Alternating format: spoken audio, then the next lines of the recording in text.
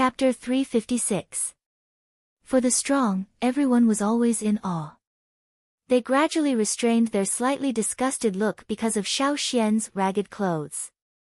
When the sun was close to the horizon, Xiao Xian finally saw the place where the Maka tribe was located. The stone wall separated the Maka tribe from the outside. Looking from a high place, one could see the stone houses inside. Although they were not high, they were still orderly. Some houses also specially surrounded the yard with stones. For Wanfu to bring back a stranger, the people of the Maka tribe did not intend to pay attention. But Xiao Xian's ragged clothes and the two beasts he was carrying were too contradictory. The people who saw this scene could not help but take a few more glances. Who was this person? Really strange. Xiao Xian already knew on the way here that many of the tribes here were no longer bound by totems. They also had things of faith, but most of them were spiritual sustenance, not the main source of power. If a stranger was accepted by a family, as long as he did not do anything that hindered the tribe, he could be accepted by the tribe and become a member of it. The closer he got to the Maka tribe, the deeper the doubts in Xiao Xian's heart. He did not feel the existence of the fire seed in the Maka tribe.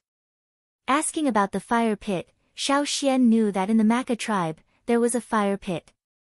Perhaps it was a custom passed down by the ancestors, and it would be used during the sacrifice. However, unlike the tribes that Xiao Xian knew before, there was no fire seed in their fire pit. Not only the Maka tribe, Wanfu told Xiao Xian that other tribes were also like this. As for the fire seed, the ancestors would only mention it when they told stories to the younger generation. However, no one could say clearly how the fire seed disappeared. Many of them were glossed over because they were not clear. It was too long ago, and they had no way to know. Living with Wanfu were two old people and his elder brother's family. Wanfu's elder brother, Wanfa, did not go with them to collect dew. Instead, he went with another team to look for water in another direction, but he only brought back some dried fruits. It was not a fruitless return. Xiao Xian temporarily lived in the Maka tribe. He also told Wanfu that he was only staying temporarily and would leave in a few days. Wanfa didn't have a good temper like his younger brother.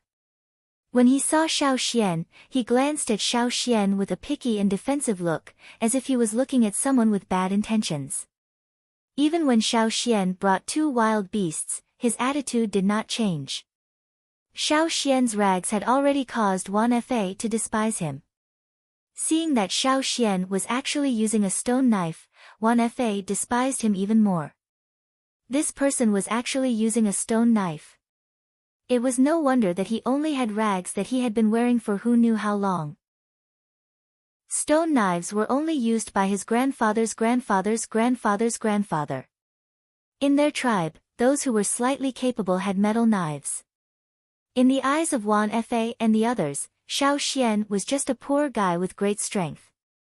Wanfa waved his slightly deformed and scratched short sword in front of Xiao Xian as if he was showing off. Not only the Wanfu brothers, but most of the people of the Maka tribe had metal weapons on hand, or they were composite weapons. Weapons made of wood and animal horns combined with metal. As for pure stone weapons, except for some old people, the young warriors did not use them. Of course, there were also people who thought they were smart. They saw that Xiao Xian's stone knife was extraordinary. Under the guise of, looking at you, I'll help you, they wanted to use their rusty knife to exchange for Xiao Xian's stone knife. Xiao Xian certainly did not exchange. He just calmly looked at the other party. Seeing that the other party was uncomfortable, he took the initiative to give up and leave. Even if Xiao Xian's eyes were calm, the people who faced Xiao Xian had a feeling of breathlessness. It was as if there was a big hand covering the top of their head, and it could come down at any time. Wanfu's attitude had always been very good. He took out a set of his old clothes, let Shuri change it a little, and gave it to Xiao Xian to wear. They did not have new cloth, and of course, there were no new clothes. Xiao Xian did not care about wearing old clothes, it was better than wearing rags. Xiao Xian's appetite was big. He hunted two beasts, one was given to Wanfu's family, and the other was eaten by himself. He only cared about it for one day. The next day, he went out to hunt again, and brought back one. Every day, he would go out to hunt, eat it himself, and give some to Wanfu's family. Because of Xiao Xian's frequent movements, some people who originally disliked Xiao Xian began to have careful thoughts. Especially the young girls of the Maka tribe, the frequency of walking to Wanfu's door increased a lot. Some people dressed up every day to deliberately block Xiao Xian, in order to say a few more words. If they found such a hunter, they would not have to worry about starvation for the rest of their lives.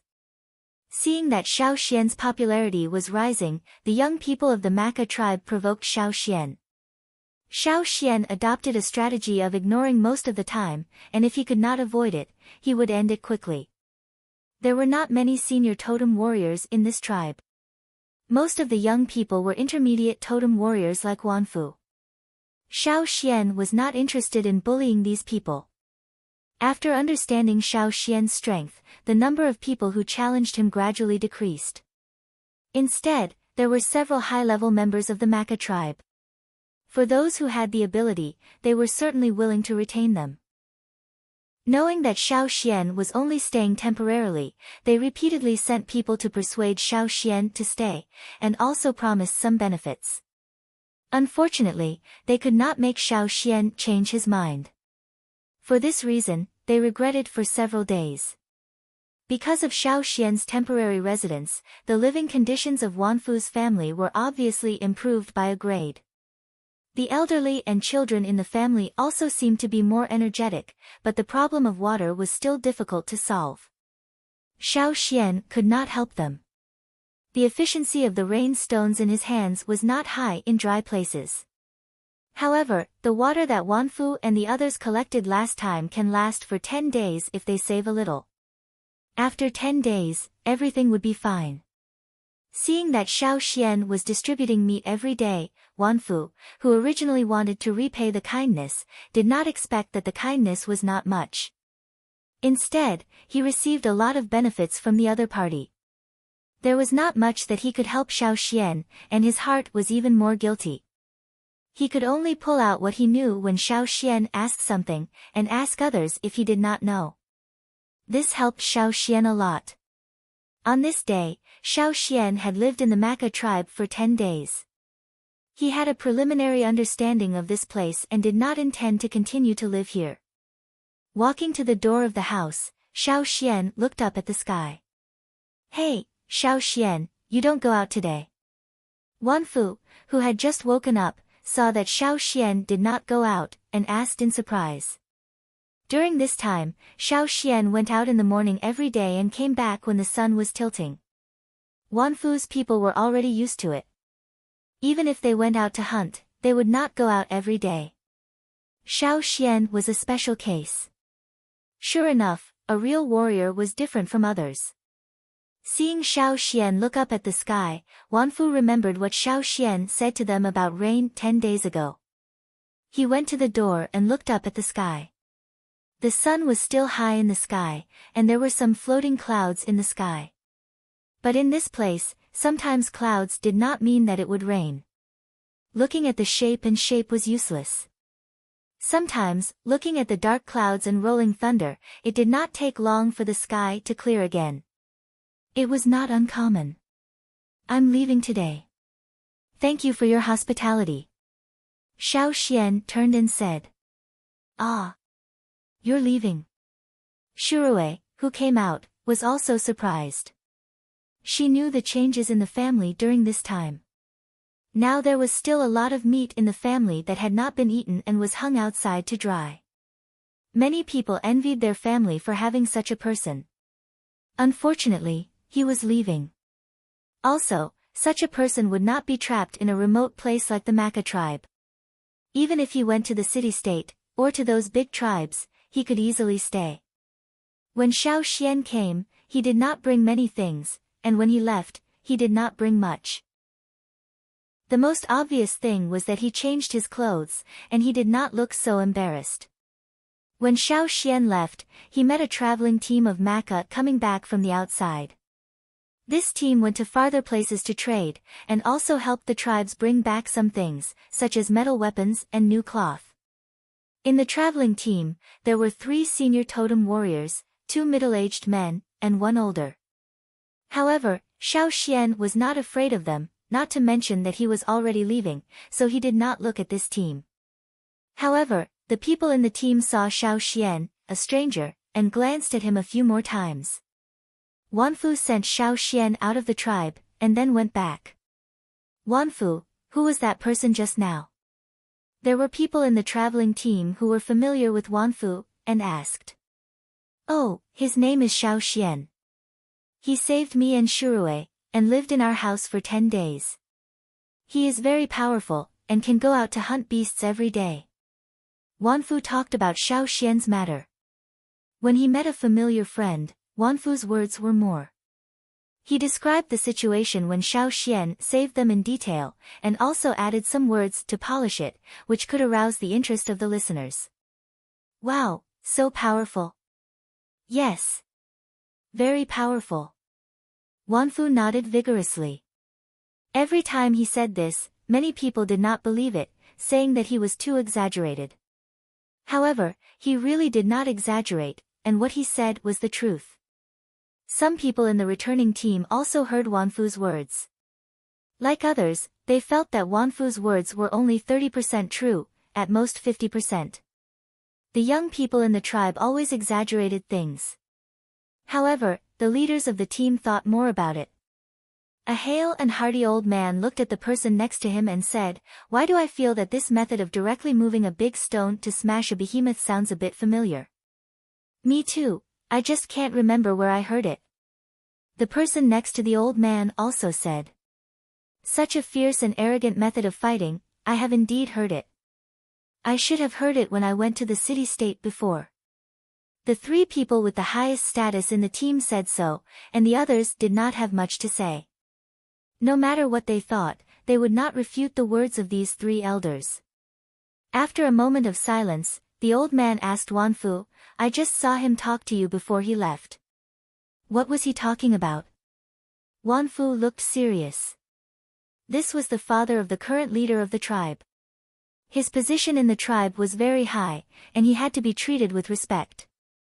Seeing this question, Wanfu did not hide it and seriously replied, 10 days ago, when we went out to collect, Xiao Xian said that it would rain this afternoon.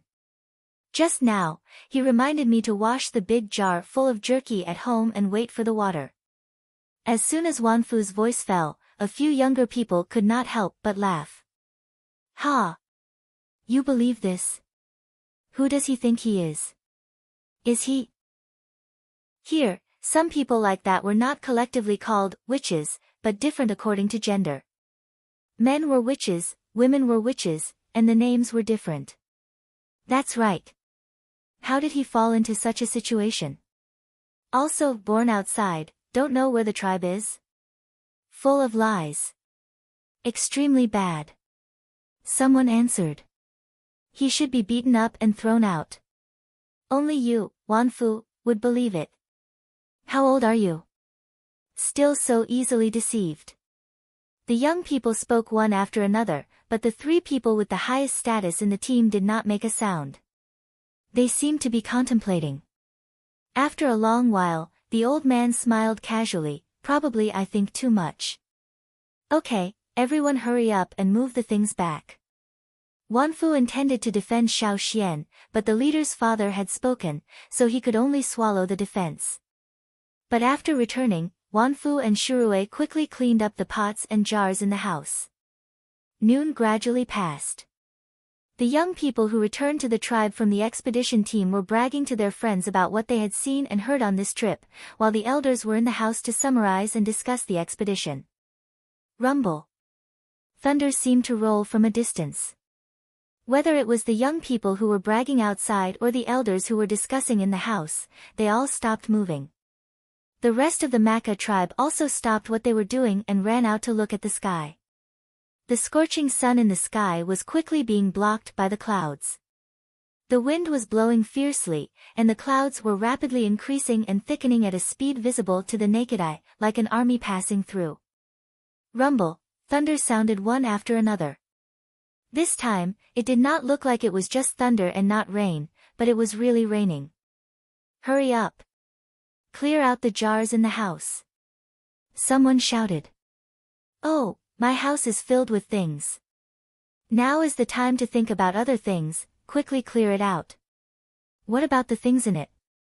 It's all poured out. Hurry up. The weather here was changing rapidly. No one knew how long the rain would last. If they missed it, they would definitely regret it. D-la. D-la. D-la. The bean-sized raindrops hit the ground, splashing a lot of dust. The sky was no longer clear. It was gloomy, heavy, and scary. Soon, the raindrops became dense, like a torrential downpour, as if someone was pouring water from the sky. The children screamed and played outside with their bare bodies and bare feet. The young people who were just sitting at the door and bragging to their friends looked at the sky sluggishly, murmuring, "It's really raining." The elders who were discussing in the house, especially the old man, all had the same idea. That person actually hit the nail on the head. Could it be that that person was really a Hui? Especially the people who had persuaded Xiao Xian to stay, now they felt regret. If they had known earlier, they would have made the other party stay even if they had to hug his leg. Their Maka tribe also had Hui, but there were also high and low Hui. If the Hui of their tribe went to the city, they would not dare to say that they were Hui. Their ability was too low, and they would be laughed at by the witches of the city. And the person who could predict the rain 10 days ago was, of course, more powerful. If they could make him stay. At this time, Xiao Xian was already far away from the Maka tribe. The cactus around, because of the rain, the underground roots were desperately absorbing the water that finally fell. The deep groove-like folds on the stems also swelled a lot because of the absorption of water. They were like machines that stored water, storing the water and then preparing for the next dry day. Xiao Xian, who was walking among them, wiped the water on his face, looked at the lightning and thunder in the sky, smiled softly, and moved forward step by step. Chapter 357. After leaving the Maka tribe, Xiao Xian also saw people from other tribes going out, but he did not go with them. Those people were very wary of Xiao Xian, probably because they were carrying some goods and were worried that Xiao Xian would rob them. Xiao Xian also had the experience of a long journey. He knew that the team would reject strangers halfway, so he did not go up. He just asked at a distance of 20 meters. The other party saw that Xiao Xian did not mean to get close. After reluctantly answering Xiao Xian's 2 questions, they hurried away. Xiao Xian just asked about the geographical shape of the surrounding area, but the other party's answer was too brief. Xiao Xian could only combine the information he heard from the Maka tribe and speculate about where to go. Here, there were tribes and slave masters. However, there weren't many conflicts between the tribes and the slave masters, unlike the conflicts on the other side of the sea. Many of the tribes even often went to the cities under the jurisdiction of the slave owners to trade. For them, this was a very common thing. For example, the Maka tribe often had traveling teams go to the nearest city, exchanging things for cloth, copper weapons, and so on. However, Xiao Xian did not intend to go to the slave owner's territory. What he wanted to know most now was whether the other half of the Yanjiao tribe was here or not. If the preferences of the Yanjiao people had not changed, they would probably be more inclined to the mountainous areas, especially places with many fierce beasts. With more people, there would naturally be fewer beasts and fierce beasts. Therefore, Xiao Xian intended to go to the mountainous areas with fewer people to try his luck. After asking about the surrounding geographical shape, Xiao Xian made another knot divination to determine a direction and went there. He only divined the approximate location, not the distance, so he could only go in that direction. In the beginning, he could see some people traveling every 2 days, but gradually, the number of people he saw decreased. The land became desolate, and although the surrounding mountains and forests were wide, he did not know if it was because of the soil, but the growth of plants was not lush, and there were not many thick trees. Xiao Xian looked up and saw that there were layers of slightly desolate mountains around him. He did not change his route, intending to pass through the valley. He listened carefully to the movements around him. Except for the cries of some birds and small beasts, he did not hear any other dangerous sounds. The cries of the birds and beasts were relatively peaceful, and there was no panic. It should be relatively safe here. There were occasional streams flowing through the valley. Xiao Xian had been following the predetermined route and direction. When he came to a stream, he saw someone lying by the water, with his head next to the stream. When the stream flowed, the other's face. His gray hair scattered in the water, swinging with the stream. If the other person had already died, Xiao Xian would not have cared. However, the person was still alive, just a little weak. After going over to check, Xiao Xian found that this was a rather old man. There were many wrinkles on his face, and he looked older than he looked from the back. The person did not have any serious external injuries. Other than the broken bone in his right arm, the rest of his body was fine. This person was dressed in gray cotton clothes, and it was unknown how much he had experienced. His clothes were tattered, and were only a little better than when Xiao Xian had first arrived. The weapons he carried were a few small copper knives. The knives looked different, but they were all very small. Judging from the shape, they did not look like they were used as hidden weapons. Xiao Xian did not know what they were used for. There was also a bag wrapped around his waist. The bag was made of animal skin. Judging from the leather, it was at the level of a dire beast. The skin of an ordinary beast would not be so tough. After carefully sizing up the person, Xiao Xian carefully turned him over and moved him away from the stream.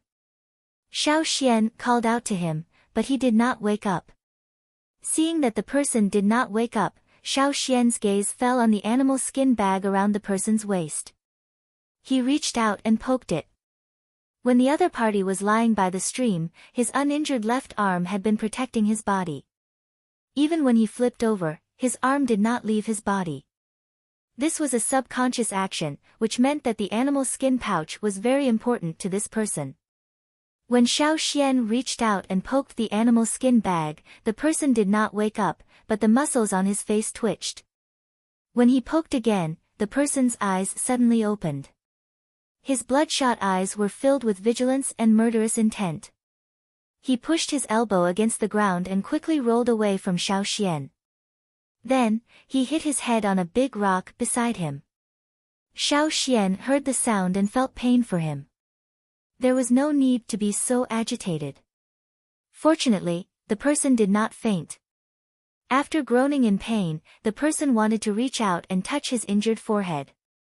However, his right arm was injured, and his left arm was protecting the animal skin bag. He moved his left arm, but after some thought, he put it back and continued to protect the animal skin bag. He allowed the blood to flow from his forehead, but his eyes were fixed on Xiao Xian, as if he was afraid that Xiao Xian would come over and rob him. "Don't worry, I won't rob you." Xiao Xian saw him like this and said. At such an old age, he did not know why he had fainted by the stream. When he woke up, he hit his head on a rock. It would be strange if he felt good. The person relaxed a little, but his guard was still up. "If I wanted to rob you, I would have done it a long time ago. Why would I wait until now? Besides, even if I wanted to rob you now, can you stop me?" Xiao Xian said. "That's true." The white-haired old man lowered his guard a little. The murderous aura he had when he woke up also disappeared. His head was still a little dizzy, so he calmed down and moved his nose. He looked at Xiao Xian and asked, "Do you have any meat on you?" It was a question, but his tone was very certain. Xiao Xian reached into the bag and took out a piece of jerky. He threw it over and asked, "How did you faint here?" The old man hurriedly caught the jerky that Xiao Xian threw over and sniffed it. His eyes were a little disgusted, but his movements were not slow. He quickly took a few bites and answered Xiao Xian with a lisp, "I was hungry." He had thought that it was poison or some other reason, but the answer turned out to be hunger. After quickly finishing the jerky that Xiao Xian gave him, the old man looked at Xiao Xian again and asked, "Do you have any more?" Xiao Xian took out another piece, but did not immediately hand it over. Instead, he said, "Answer a few of my questions first, and I'll give you the jerky in my hand." The old man frowned and did not speak. It seemed that he was not very willing. Xiao Xian did not mind. He raised his finger and pointed, asking, "Walk that way." "How long will it take to see the dense forest?" After hearing Xiao Xian's question, the old man's frown relaxed. He had thought that it was some other question, but it turned out to be this. "I don't know. I've never been there. It's my first time here. However, as far as I know, you won't see the dense forest for at least 2 days. It's all the same as here." The old man replied, "This is a famous wasteland. There isn't even a tribe here. Even if you walk for 2 more days, you won't see anyone else." After handing the jerky to the old man, Xiao Xian went to the stream to wash his face and continued on his way. The old man was energetic after eating the jerky and could walk. Xiao Xian did not need to be nosy anymore. However, Xiao Xian had only taken a few steps when the old man's voice came from behind him. "Hey, wait. Little brother." Just a moment ago, he had been on guard against Xiao Xian like he was guarding against a thief. Now he was calling him little brother so intimately. Usually, when someone called someone so intimately, there must be some other intention. Xiao Xian turned around and looked at the old man, asking him what was going on. The old man got up from the ground and looked around. His eyes stopped at one spot and he happily pointed in that direction. "There. It's that grass with white stripes. Pick some for me." From his tone, it was as if he was ordering people around. Xiao Xian looked at the place the old man was pointing at. It was almost vertical to the ground at a 90-degree angle. At least 30 meters above the ground, there were a few grasses that were half an arm's length with white stripes growing there. Xiao Xian wanted to turn around and leave, but seeing that the old man did not seem to realize that his tone was wrong, Xiao Xian thought for a moment and shook his head. Forget it, he would not argue with the old man. Besides, he also wanted to know what the grasses with white stripes were for. In such an unfamiliar place, it was always good to know more. Chapter 358. Although the mountain wall was almost perpendicular to the ground and was difficult for many people to climb, it was nothing for Xiao Xian. After all, he had climbed this kind of mountain wall many times when he was hunting in the tribe, so he was very familiar with it. The old man stood below and watched Xiao Xian nimbly climb up the mountain wall from below like a gecko sticking to the wall. He seemed to be at ease and didn't seem to be strenuous at all. Seeing this, the old man couldn't help but raise his white eyebrows. He stared at Xiao Xian's back with shining eyes. Xiao Xian, who was climbing up the mountain wall, sensed something. He stopped and looked back, just in time to meet the old man's gaze. The old man smiled unusually amiably. He waved at Xiao Xian and pointed at the grass on the mountain wall, saying, "Go on, go on." Xiao Xian suppressed the doubts in his heart and continued to climb up. He reached out to grab the grass, intending to pull it down directly. "Hey! Don't pull it, don't pull it. If you use it to dig it, the roots will stay longer. Use my knife to dig it. Catch!" The old man took out a strange-looking copper knife from his leather bag and threw it at Xiao Xian. So troublesome. Xiao Xian cursed in his heart. The throw was accurate. Xiao Xian caught the depression in the mountain wall with one hand and caught the knife with the other. He then used the knife to dig up the grass with white stripes. The knife looked strange, but it was very suitable for digging up grass that grew on the mountain wall. It didn't take long for him to dig up the grass, roots included. Catch! Xiao Xian threw the knife and the grass down. The old man hurried over, ignoring the falling knife and carefully catching the falling grass. What are you using this grass for? Xiao Xian asked as he came down from the mountain wall and saw the old man cut a leaf and put it in his mouth. Medicine. It's useful for bone injuries. The old man didn't say much. He just kept chewing the leaf, the muscles on his face twitching. When he was almost done, he swallowed it. After tasting it for a moment, he felt that it wasn't enough, so he cut off a smaller leaf and continued chewing. Thinking of the bone injury on the old man's arm, Xiao Xian memorized the appearance of the grass. When the old man chewed the grass, he seemed to be in pain.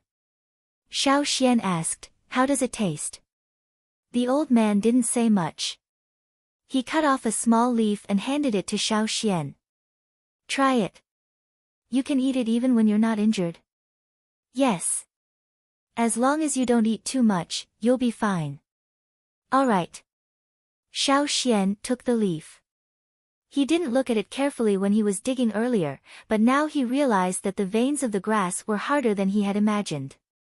Especially the thickest veins with white stripes, they seemed to produce a crisp sound if he tried to break them.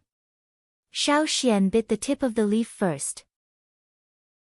Feeling the cool bitter taste, he didn't find anything wrong with his body, so he bit another half of the leaf and chewed. This time, he ate more of the veins, so the strong bitterness suppressed the cool taste. No wonder the old man's face twitched when he chewed. It was so bitter. The old man originally wanted to see Xiao Xian stomp his feet in pain, but he found that Xiao Xian just frowned and didn't have any other expression. Could it be that his sense of taste is bad?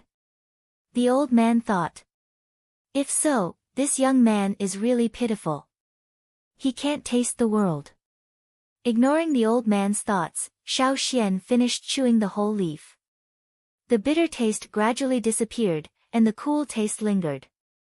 His exhaustion disappeared a lot. As for his bones, because there were no bone injuries, Xiao Xian didn't feel much.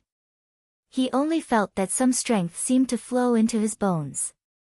Since the old man was fine, Xiao Xian planned to leave. This time, as soon as Xiao Xian moved, the old man hurriedly stopped him. "Hey, wait. You want to go that way? I'll go with you." The old man stood up and carefully put the white striped grass into a cloth bag. Xiao Xian turned to look at the old man. He didn't say anything, waiting for the old man to continue. "I came here to look for something. Although I don't know much about this area, I know more things than you. Don't be fooled by the fact that this place is very desolate. There are many poisonous things here. If something happens to you, I can help you." The old man said. "What else?" Xiao Xian asked. "It's not easy for me to move. If I find something, you can help." The old man thought that this was a very good idea. "Okay, that's it." However, Xiao Xian ignored him and continued to follow the route of the plan.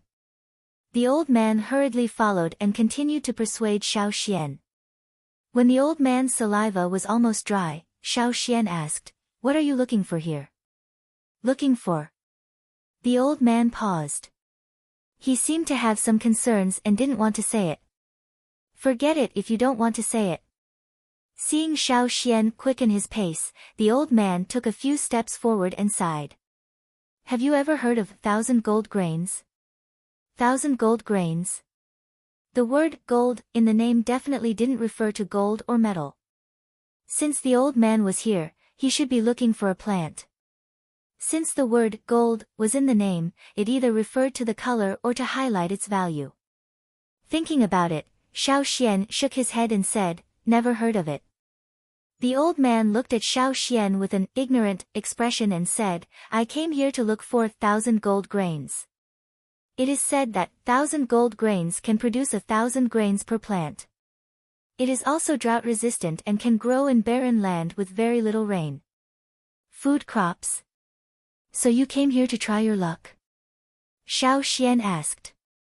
This place was indeed barren. Although there were streams and springs in the mountains, there was not much rain in this place and it was dry. "Yes, we grow food there. In the past 2 years, there has been less rain. It is said that the drought will continue for a few years. Speaking of this, the old man was very emotional. But it was useless to complain, so he came to look for these drought-resistant food crops. Aren't there witches and sorcerers? Can't they pray for rain? Xiao Xian asked again. He didn't know if the tribes here could pray for rain, so he asked this question just to test the waters. In this place, in addition to some tribal sorcerers, there were some independent professional sorcerers. Many people would pay these sorcerers to solve some problems that others couldn't solve. When the old man heard this, his face showed anger. Don't mention it, a bunch of trash. Descendants of the ancient sorcerers, you can't even pray for rain. Bah! Xiao Xian was speechless.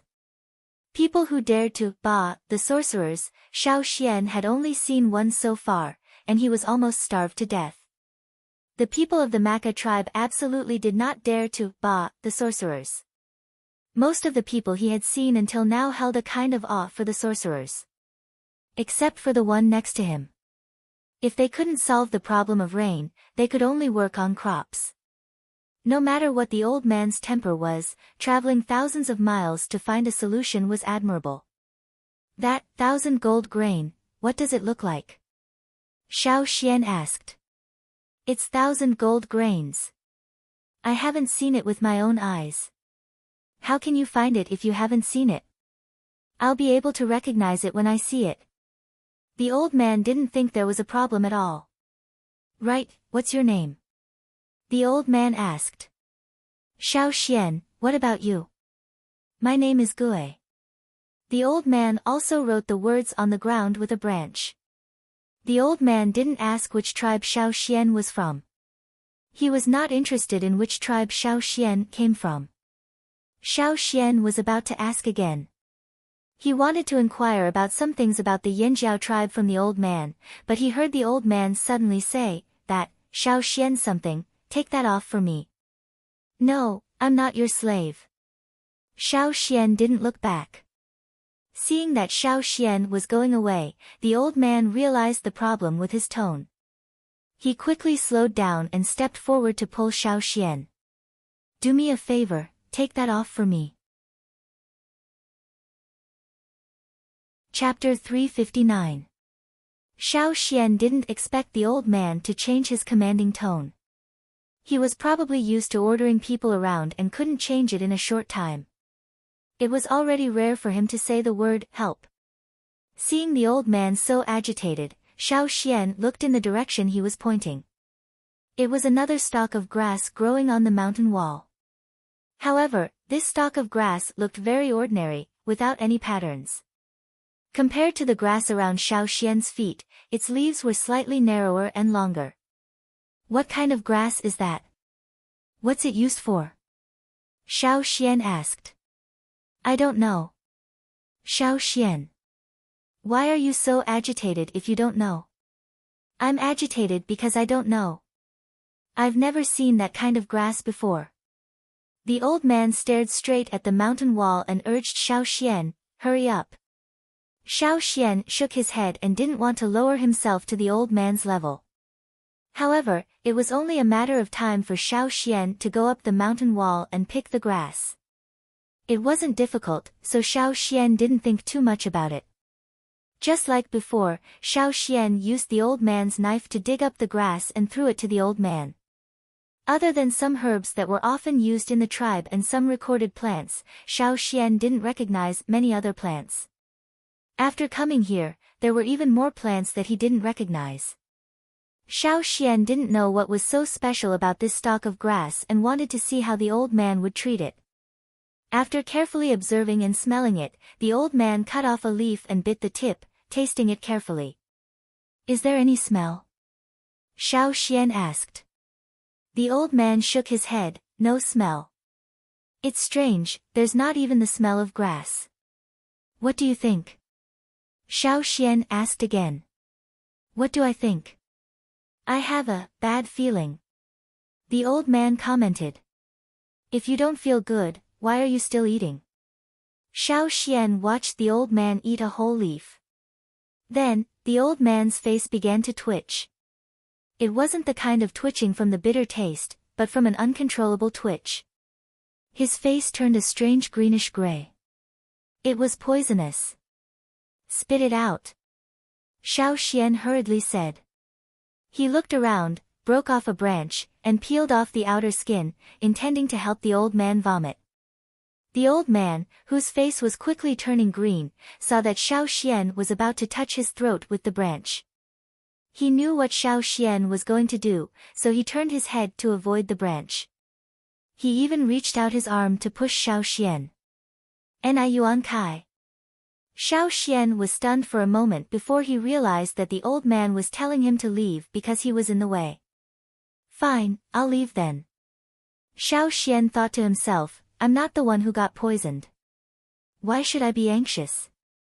Xiao Xian thought that the old man would vomit himself or take out some hidden herbs to detoxify the poison. However, the old man's behavior surprised Xiao Xian. The old man's face was ashen, and the wrinkles on his face had deepened due to the pain. His entire face was scrunched up, and it was obvious that he was in great pain. After staggering 2 steps, the old man sat down against the mountain wall. Hey, old Jew, are you really okay? Don't you want to eat something to detoxify the poison? Xiao Xian advised. The old man didn't speak. He just waved his hand weakly and sat there motionless. He didn't speak, and his eyes were closed. If it weren't for the slight rise and fall of his chest, at first glance, one would think that he had already stopped breathing. His breath was weakening. Xiao Xian stared at the old man. Is this old man looking for death? Eating something he hasn't seen before, and not vomiting after eating it.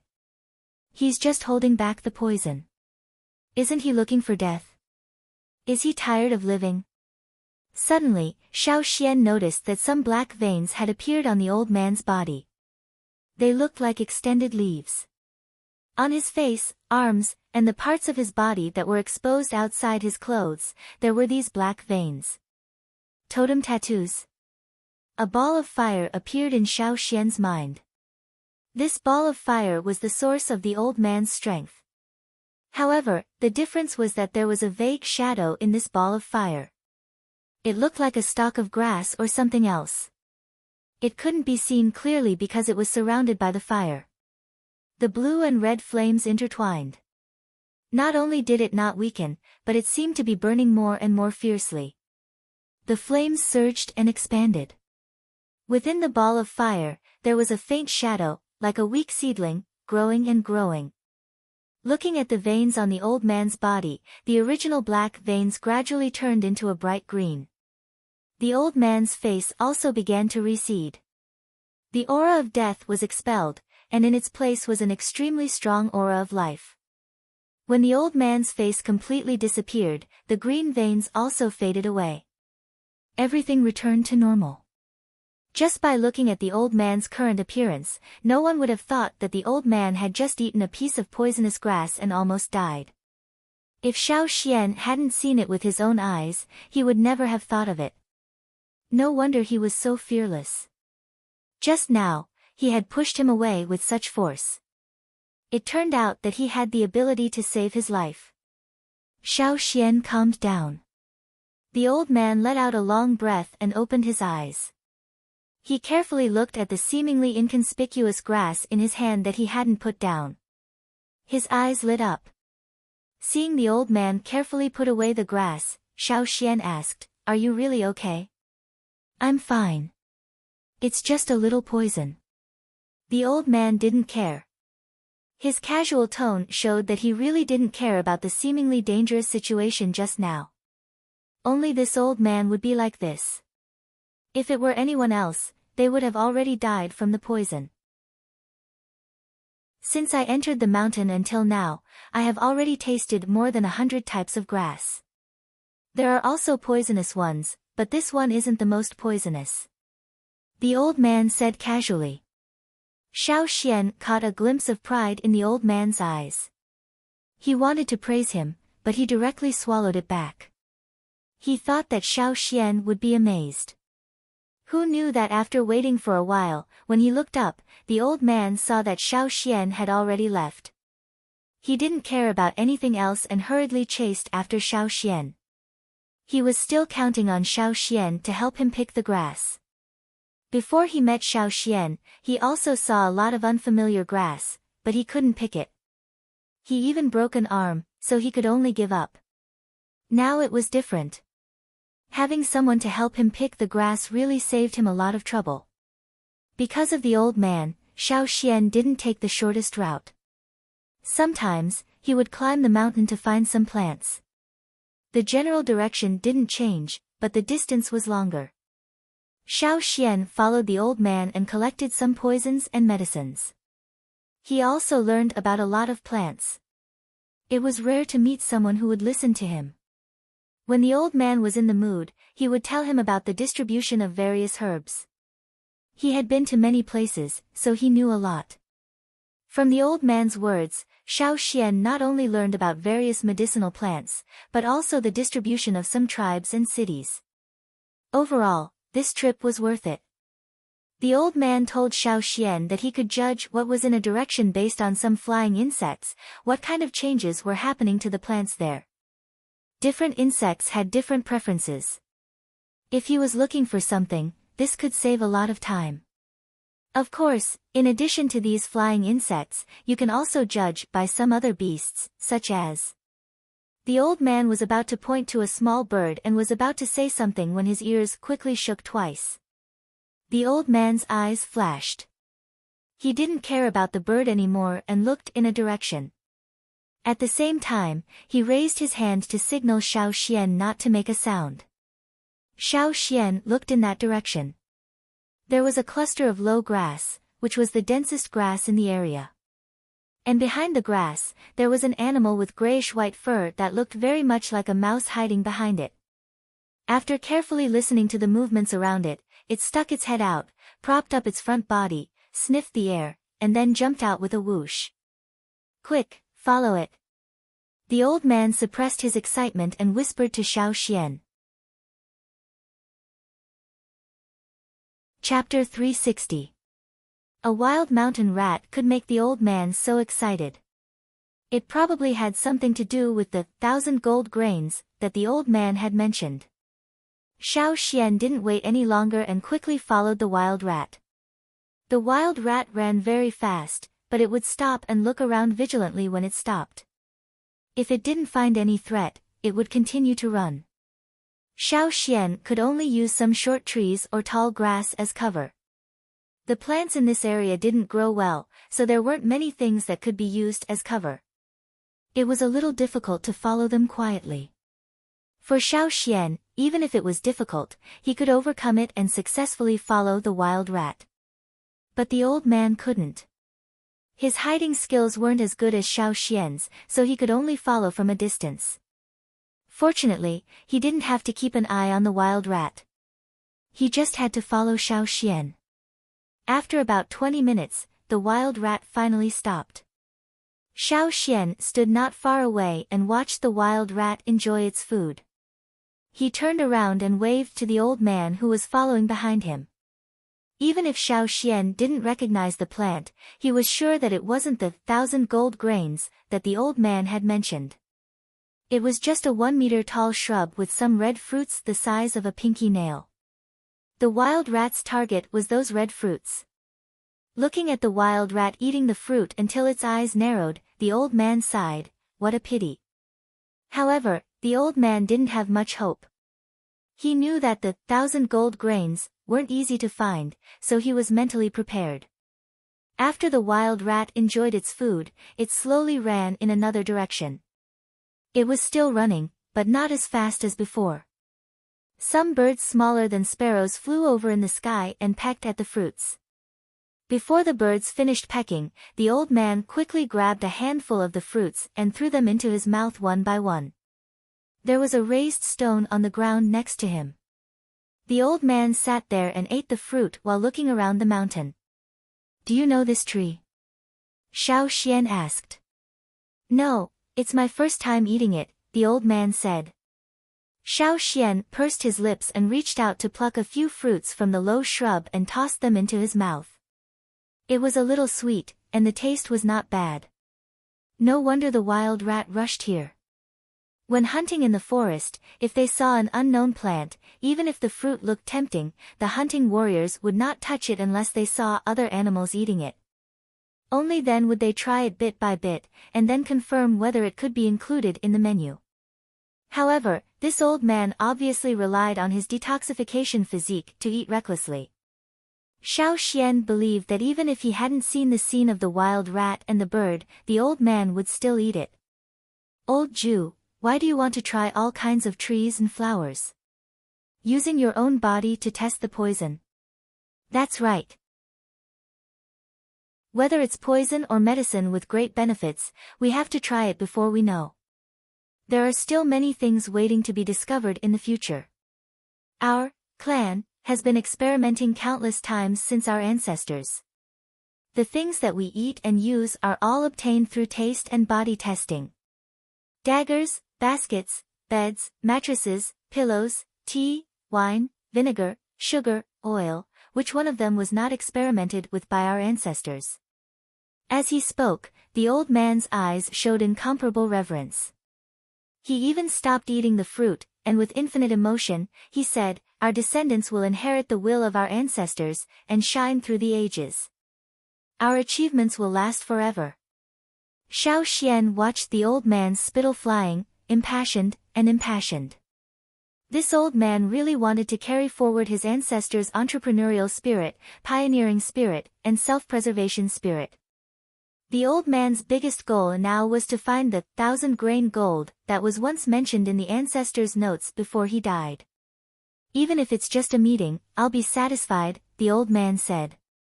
Since he saw the 1,000-grain gold mentioned in the ancestors' notes, the old man couldn't sleep or eat well, especially now that many places were dry and the harvest of grain crops was poor.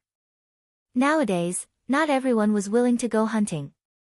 Many people with low abilities and those who advocated comfort were used to digging for food from the ground.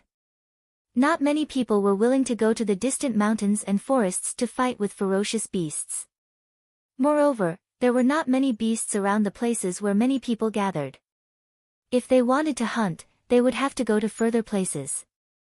Moreover, the dense mountains and forests had been occupied by some fierce tribes. Those people were not easy to talk to. If there was a disagreement, they would start a fight, especially those with horns. If they could find more drought-resistant grain crops, the current situation could be alleviated to a certain extent. As for the rain mentioned by Xiao Xian, there were people praying every year, but unfortunately, they couldn't get it. Thinking of this, the old man was angry. Those people claimed to be the descendants of the ancient witch tribe. They collected the salary quickly, but when it came to praying for rain, they found excuses. What a bunch of useless people. After the break, the two continued to walk along the main route, only occasionally going up the mountain. 2 days later, there was still no sign of the 1,000-grain gold. In these 2 days, the old man was poisoned 4 times because he encountered strange plants. One of them even bled from the 7 orifices. It was very scary. Xiao Xian thought that the old man couldn't survive, but after a long time, the old man continued to look for the 1,000-grain gold. In this regard, Xiao Xian had to sigh at the strength of the old man's detoxification system. Most of the time, Xiao Xian listened to the old man talk, occasionally saying a few words, but most of the time he was just a listener. From the old man's words, Xiao Xian could speculate some things. For example, the old man was not from a tribe, but from a city under the jurisdiction of a slave owner. The old man himself was a slave owner. Xiao Xian was the first to see such a slave owner. His previous impression of slave owners was the group of people on the other side of the desert. Now it was rare to meet a slave owner who was different. "No, I'm going to rest for a while. You look around." The old man leaned on a branch and sat down against the mountain wall. "I'm old, I can't compare to the past. Back then, don't think about the past.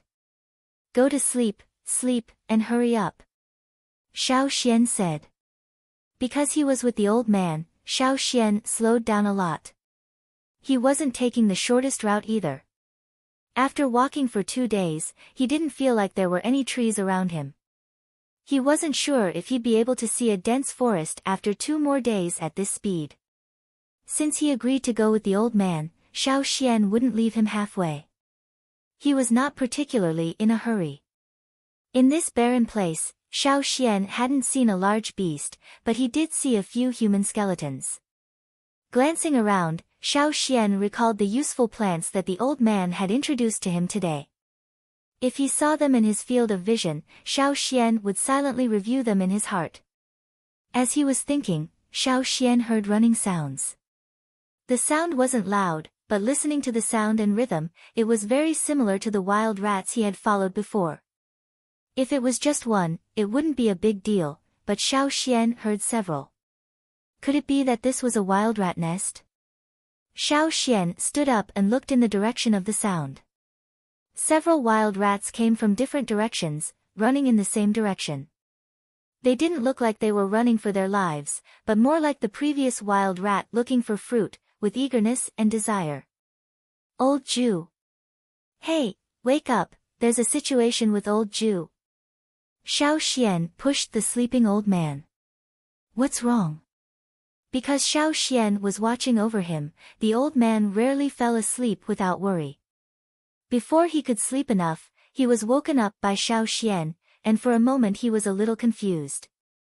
Xiao Xian was about to tell the old man about his discovery, but before he could open his mouth, the old man's ears twitched as he heard the movements around him. This was completely a professional conditioned reflex. When he heard other sounds, he directly ignored them. Only certain sounds could stimulate his nerves in the shortest amount of time.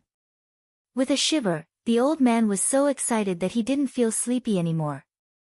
Looking around, the old man threw away the wooden stick he was using as a crutch and climbed up the mountain wall. The view here wasn't good, so he had to go to a higher place to look. But there weren't any thick trees around, and looking at the surrounding terrain, the most time-saving way was to climb the mountain wall. Hey, slow down a bit.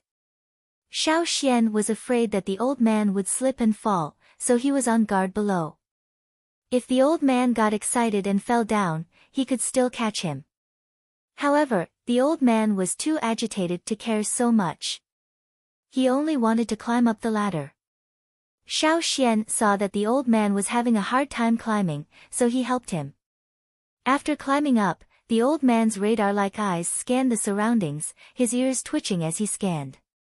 He was probably trying to distinguish the sounds he wanted from the surrounding noise.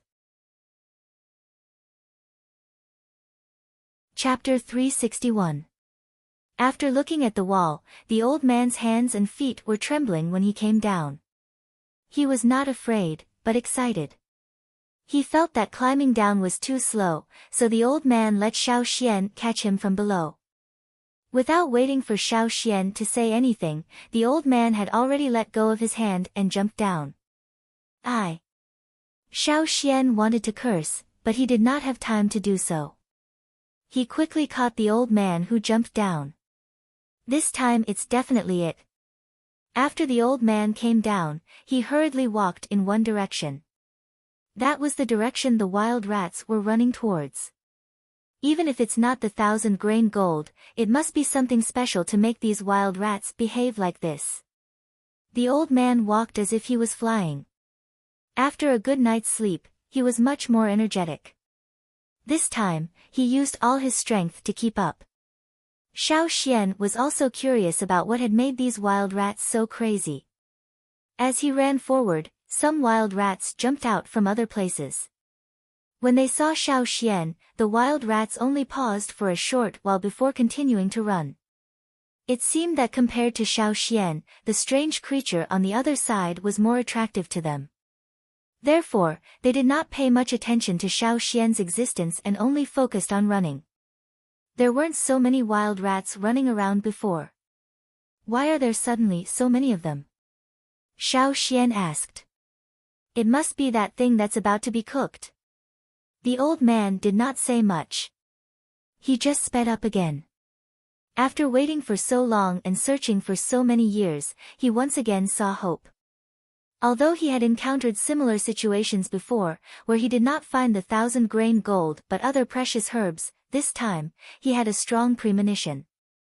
Back then, his ancestors' notes also mentioned that when he found the 1,000-grain gold, he saw the activity of the surrounding rats. However, there was too little information recorded in the notes, and the old man could not get much information from it. He could only search again and again. This time, it must be. It must be. The old man roared in his heart. From the time Xiao Xian had known the old man until now, although it had only been a few days, it was the first time he saw the old man running so fast. His eyes were filled with fanaticism. At this time, if anyone came to block the way, the old man would probably fight them to the death. The further he ran, the more wild rats he encountered. It seemed that the wild rats living nearby, whether hiding in caves or underground, nearby or far away, all ran out and rushed to the same place as if they were going to a market. They even had a kind of courage to move forward. The commotion in the surroundings also attracted some other animals, but their target was only these wild rats. An animal that looked like a weasel intercepted several wild rats, and then swaggered away with its prey in its mouth. There was also a stupid-looking weasel standing there, as if it was going to intercept them. However, the wild rats had an urgent momentum. They did not slow down at all, nor did they change their direction. They rushed over, jumped up, stepped on the weasel, and jumped over. The other beasts did the same. Normally, these wild rats would definitely not have the courage to do so. They would definitely avoid the threat. Even if they saw their own kind being taken away, they would not give them a second look, and would not stay for a second longer. However, as they got closer and closer to their target, the group of rats grew stronger and the number of robbing animals decreased a lot. Probably after seeing such a situation, they did not dare to hunt alone. If they failed, they would be bitten instead. Xiao Xian and the old man followed these wild rats until they came to a place near the top of a mountain, where they were forced to stop. Why were they forced to stop? Because they could only go this far. Any further and they would be occupied by wild rats. At the same time, wild rats rushed over from afar to join such a huge team. Although this scale was not comparable to the insect swarm led by Sapphire in the desert, this was a barren mountain after all. There were not many animals to be seen on a normal day, so it was shocking to see thousands of wild rats all of a sudden. The wild rats that stopped also wanted to squeeze forward, but there were only rats in front of them. There was no open space at all. The ones at the front were especially big. When they were annoyed by the squeezing, they turned around and bit a few to death to intimidate them. When they saw that the ones at the back had stopped squeezing forward, they turned back with satisfaction and continued to stare at the top of the mountain, at the few plants swaying in the wind. Since they could not squeeze forward, the wild rats at the back stood up and stretched their necks to look obliquely at the top. They were originally a lump on the ground, but when they stood up and stretched, they looked like poles. Xiao Xian also saw the plants growing at the top of the mountain. The upright stalks were very thick, about the height of a person, and the leaves were long and narrow. Several dark golden grains drooped from each plant, giving people a heavy feeling. Gusts of wind blew, and the grains swayed. The old man who stopped panted heavily, his nostrils expanding and contracting. His gaze was fixed on the highest place on the top of the mountain, not moving at all, as if that was the only thing left in the whole world. The fanaticism and excitement in the old man's eyes were rising. His fists hanging by his side were clenched, and he couldn't wait to rush over and dig up those plants and take them away. "That's the 1,000 gold grain?" Xiao Xian asked in a low voice. "Yes. It must be." The old man's throat emitted a suppressed excitement. His whole person seemed to ignore everything around him, immersed in his own world, and became crazy. Ha! Ha ha ha ha! Found it! I finally found it! Xiao Xian's eyelids twitched a few times, and a bad feeling suddenly rose. Sure enough, the moment the old man laughed loudly, the grayish-white wild rats in front of him turned around and looked at him. Their small eyes emitted a fierce light, especially those closest to the top of the mountain, whose bodies were obviously at least 2 or 3 times larger than the other wild rats. Their eyes were even glowing red, revealing a murderous intent. The few large, wild rats at the top of the mountain looked at the swaying dark golden grains, and then turned to look at the old man who was also staring at the grains with burning eyes. They suddenly became angry, stood up, and opened their mouths to make a series of sharp squeaking sounds. Xiao Xian thought to himself, "Oh no." He lifted the old man's clothes, and the totemic power in his body suddenly surged. The magma-like totemic patterns appeared, accompanied by the vibration of the air around him, and shook away the wild rats that jumped over with their mouths open. He exerted strength in his legs and ran down the mountain. Probably because they were concerned about the grains at the top of the mountain, the wild rats didn't dare to chase him down. They were afraid that if they ran away, they wouldn't be able to come back in time to snatch the feast. On the other side, Xiao Xian ran to the mountainside while carrying the old man. Seeing that the wild rats didn't chase after him, he stopped and put the old man down. The old man didn't look at the totemic patterns on Xiao Xian's body. At this time, there was nothing in his eyes except for the few plants at the top of the mountain. His heart was occupied by the dark golden grains. As soon as he was put down, the old man wanted to continue running up the mountain, but Xiao Xian forcibly held him down. "Let go, I want to go there." "Those are 1,000-grain gold, do you know 1,000-grain gold?" The old man struggled and shouted. "I don't care if it's 1,000-grain gold or 1,000-grain shit. I only know that it's been taken over by the wild rats." "Do you want to feed the wild rats?" Xiao Xian shouted. When the old man heard this, he gradually came back to his senses. He repeated Xiao Xian's words, "Taken over by the wild rats." Thinking of the wild rats at the top of the mountain, the old man suddenly became unhappy. No, no, no, no, those wild rats can't spoil them. Fortunately, he was still rational. The old man walked in circles, thinking of the best way. Those grains are not fully ripe yet. The wild rats are probably waiting for the final moment of ripening. We just need to hurry and get rid of those wild rats before the grains ripen. The old man said. "How do we get rid of them?" Xiao Xian asked. It wasn't that he didn't have a way.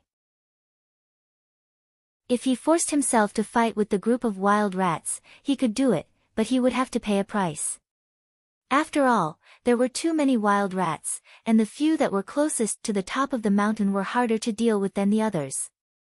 If they fought, there was no guarantee that the plants at the top of the mountain would be intact. The old man also considered all kinds of situations. After thinking for a while, his tightly knitted brows relaxed. He called Xiao Xian, "Follow me." Chapter 362. Xiao Xian followed the old man around the mountain. If he saw a plant he needed, the old man would go up and pick it. A short brown bush was cut off by the old man, and a spiral-shaped tree was peeled off. There were also some flowers that Xiao Xian had never seen before. The old man also picked the flowers. "You are going to?" Xiao Xian saw the old man's actions and asked. "Put down that group of wild rats." The old man's tone was stern. For the suspected 1,000-grain gold plants, he was determined to get them. He would never let those wild rats eat the grain. "Poison them?" Xiao Xian asked. There were also a lot of wild rats. If he wanted to poison those wild rats, even if he used herbs, the amount would be very large, unless he used a special medicine. However, the old man did not want to directly poison this group of wild rats. They are useful in this barren mountain. If there are more 1,000-grain gold in the future, we may need to rely on them to find it. I can't poison them all. I just want to poison them. The old man's hands were already full. Although there was not much grass growing in every part of the mountain, and there was even less grass to pick, the old man was in a hurry. He was also familiar with the places where some plants might grow. In just a short while, his hands were already full. "I'll take it. You continue." Xiao Xian took the grass from the old man's hands. The old man did not insist. When he handed the grass to Xiao Xian, he warned, "Be careful, don't touch the cut. It won't be good if the grass juice gets on it. Also, don't get close to smell it. If you pour it in advance, I won't be able to put down all those wild rats."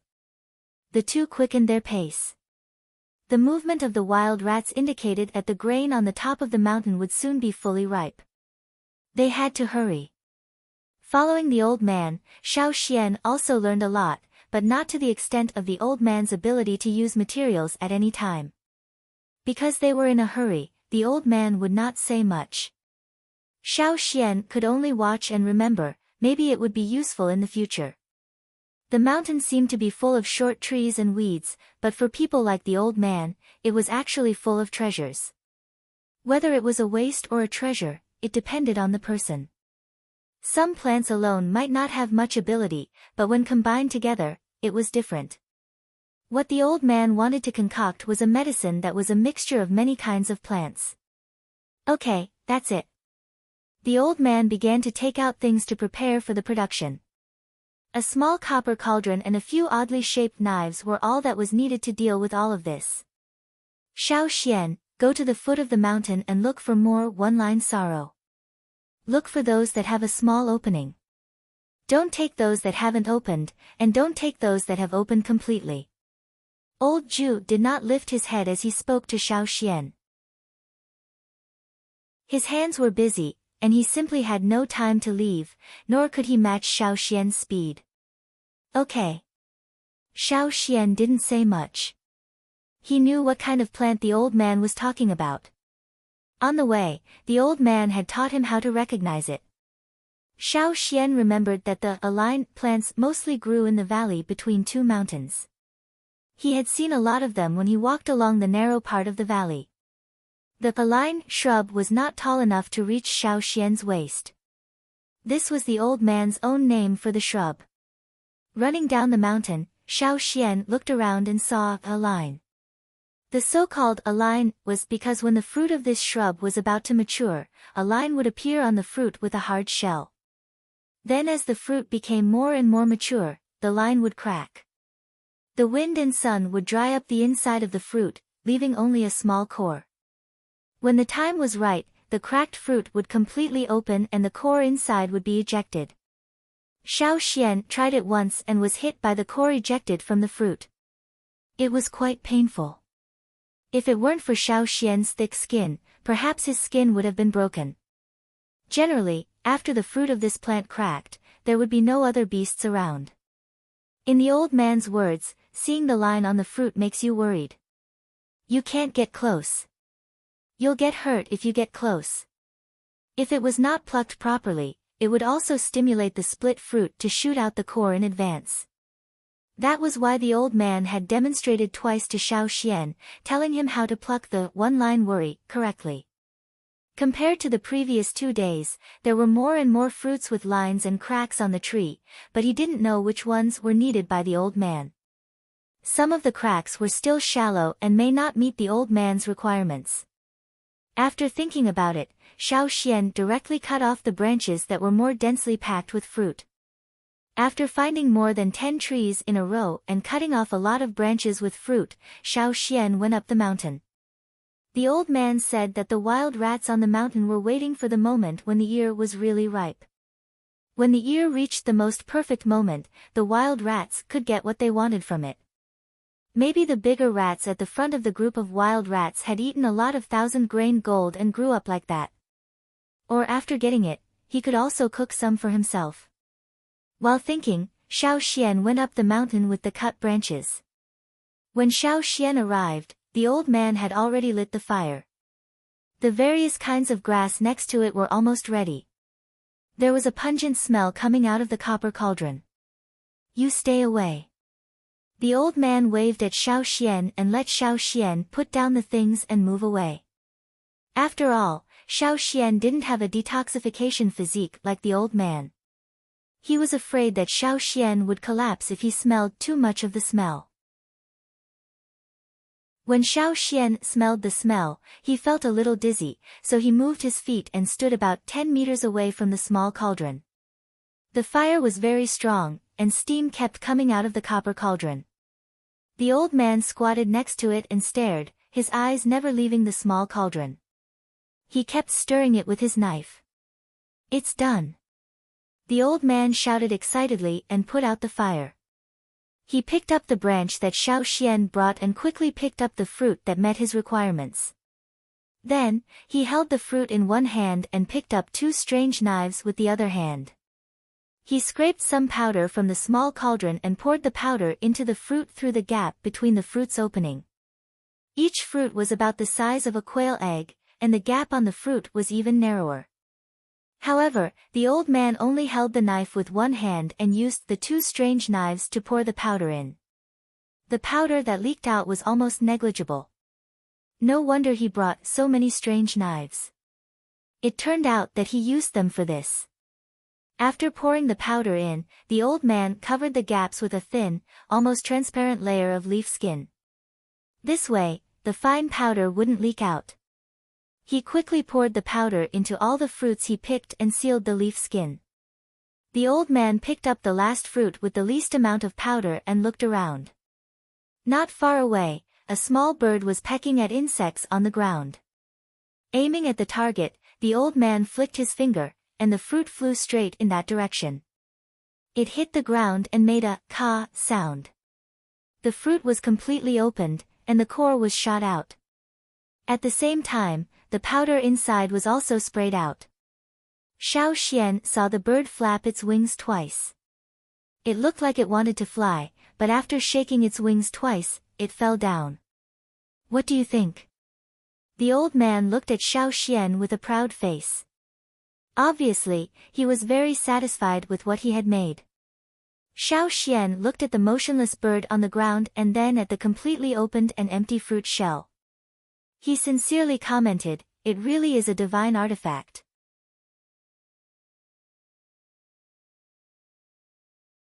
Chapter 363. On the dry and cracked land, the closer to the top of the mountain, the more cracks there were on the ground. There were fewer plants growing around, and in many places, only exposed stones and dry hard soil could be seen. The wind at the top of the mountain gradually weakened, and the sun was scorching. Many wild rats waiting here had begun to feel thirsty, but they did not leave. Their claws only squeezed forward, not backward. Their eyes were fixed on the changing color of the grain on the top of the mountain, and their necks were itching to be thinner and longer, so that they could better see what was on the top of the mountain. The previous dark golden color gradually became lighter, and the dark surface became glossy. From afar, it looked like it was shining with golden light. Squeak! It was unknown which wild rat made a sound. This was like a signal for action, and the wild rats who were holding back their strength instantly moved, rushing forward. The first few big wild rats were about to jump up and bite the grain when they suddenly heard a whooshing sound in their ears. Something shot from behind. Then, there was a cracking sound, and an unpleasant smell rose around them. The wild rats who smelled these odors began to fall into a trance, and they could not walk steadily. This was just the beginning. Finally, the dense cracking sound rang out one after another, smashing into the crowd of rats.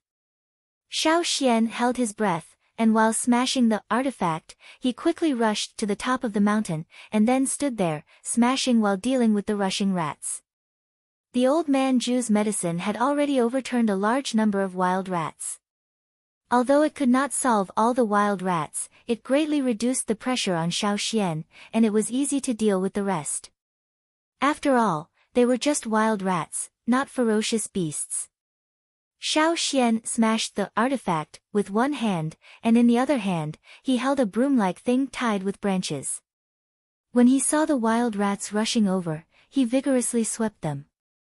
In fact, Xiao Xian was more willing to use a fierce weapon, but the old man Zhu personally made this broom, saying that it was useful to deal with wild rats, so Xiao Xian used it. Sure enough, after being swept by the broom, the wild rats seemed to be contaminated with something they didn't like. They hesitated and didn't want to immediately approach.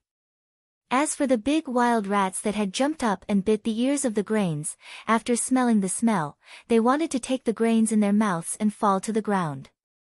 Their legs did not stand firm and they rolled a few times, but they were able to last longer than the other wild rats. Knowing that things had changed, they ran away with the grains in their mouths. Unfortunately, they were caught by the old man who was guarding outside. The old man used some of the leftover residue from the previous medicine to paint on the branches and leaves, circling around the wooden stick. After igniting the fire was extinguished, and smoke rose from the top. The smell of the smoke was more pungent, but unfortunately, the medicinal properties were far less than the powder that had been refined before. It was impossible to achieve the effect of poisoning. However, it was more than enough to deal with these big wild rats. Seeing Xiao Xian blocking the top of the mountain, the old man felt relieved and concentrated on dealing with the rats that had slipped through the net. These must be the ones with the grains in their mouths. Snatching food from the mouths of rats was what the old man wanted to do now. By the time Xiao Xian finished using the artifacts, a large number of wild rats had fallen on the top of the mountain, like a layer of rat skin carpet. As for the wild rats that had escaped the medicine, when they rushed up, they were swept away by Xiao Xian's broom. After the old man finished dealing with the rats that had slipped through the net, he immediately ran to the top of the mountain next to the plants and carefully touched the bunches of grains. Because he wasn't sure if this was an annual plant, he didn't dare to cut it. Otherwise, he would have asked Xiao Xian to cut it all and take it away. He wouldn't have stayed here to fight with the wild rats. Raising his hand and a little bit of force, the old man pulled out all the grains on the grains. Putting all the grains into a cloth bag, the old man called Xiao Xian. "Let's go. Don't worry about the rest of the wild rats." Waiting for the old man's words, Xiao Xian waved the broom, jumped up, and left the place with a few ups and downs. However, when he was out of the rat circle, Xiao Xian caught a few fat wild rats for a meal later. In this barren mountain, it was difficult to see big beasts, and it was not easy to eat meat. Taking advantage of this opportunity to catch a few. Take away the grains, and leave those in the same place. Are you not afraid of being destroyed by the wild rats? Don't you feel distressed? Xiao Xian asked the old man. If the old man didn't feel distressed about the plants, thinking that there was still research value, Xiao Xian wouldn't have to work so hard and would have just cut it off. The wild rats are not interested in those. They only want to eat these grains. As for the few that are left there, the roots are too deep. It's not easy to dig them out, and it's not convenient to take them away. Forget it. Next time, wait for me to go back and bring people over.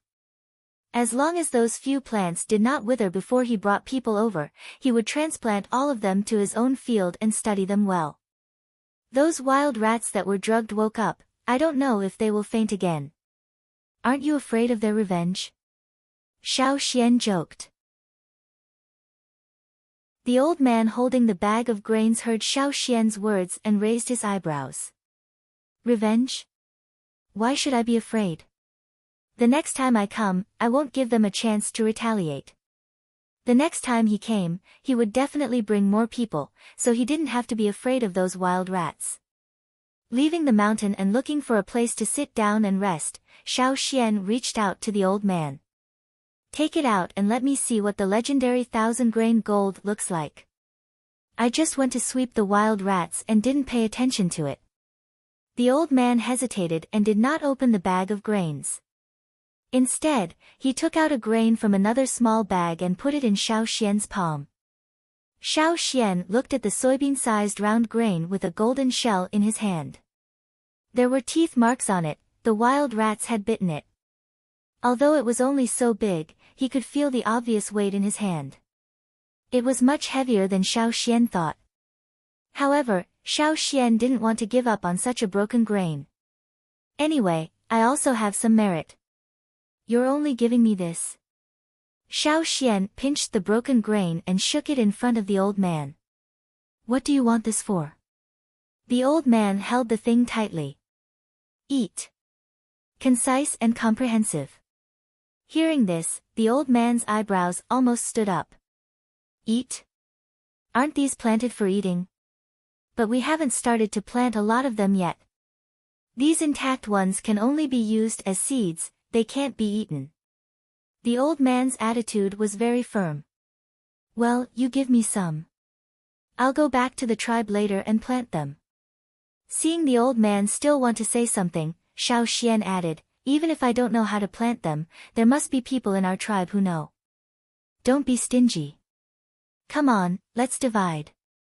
Anyway, there are thousands of grains. There are so many on the top of the mountain. Even if the wild rats took some, we can still get tens of thousands of grains. Let's divide it half and half. Half and half. The old man stared. Impossible, absolutely impossible. I can give you other things, but I can't give you so much of this. Well, half and half, 3,000 grains. Xiao Xian said. The old man held his breath and didn't say anything. Only the wrinkled skin on his old face twitched, as if he was trying his best to endure. In the end, the old man only gave Xiao Xian 1,000 grains. He still looked like he was cutting his own flesh. Every time he counted a grain, his heart would tremble and his liver would tremble. It was as if he had already foreseen the end of these grains being wasted into Xiao Xian's stomach. If it weren't for you helping me, I wouldn't have given you a single grain. The old man said with a bitter face. Hey, don't be so negative. Maybe you can't grow it, but I can grow it instead. Xiao Xian said. The old man just kept shaking his head. He didn't believe it anyway.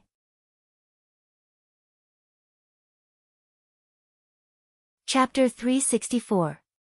The old man may not have said much about other things, but the things he cared about were limited. 1,000 gold grains was one of them, and it occupied a large part of the old man's heart.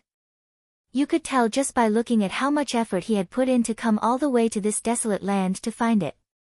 If Xiao Xian wanted more, no matter what he said, even if they fought, the old man would rather die than agree. 1,000 pills was his last concession. I said I would use other things to make up for it. I don't have much on hand right now, so I can't give it to you. How about this, if you have time in the future, go to the royal city, say my name, and I'll give you whatever you want. The old man said as he handed Xiao Xian a small curved copper knife that looked like a small sickle. This is for you.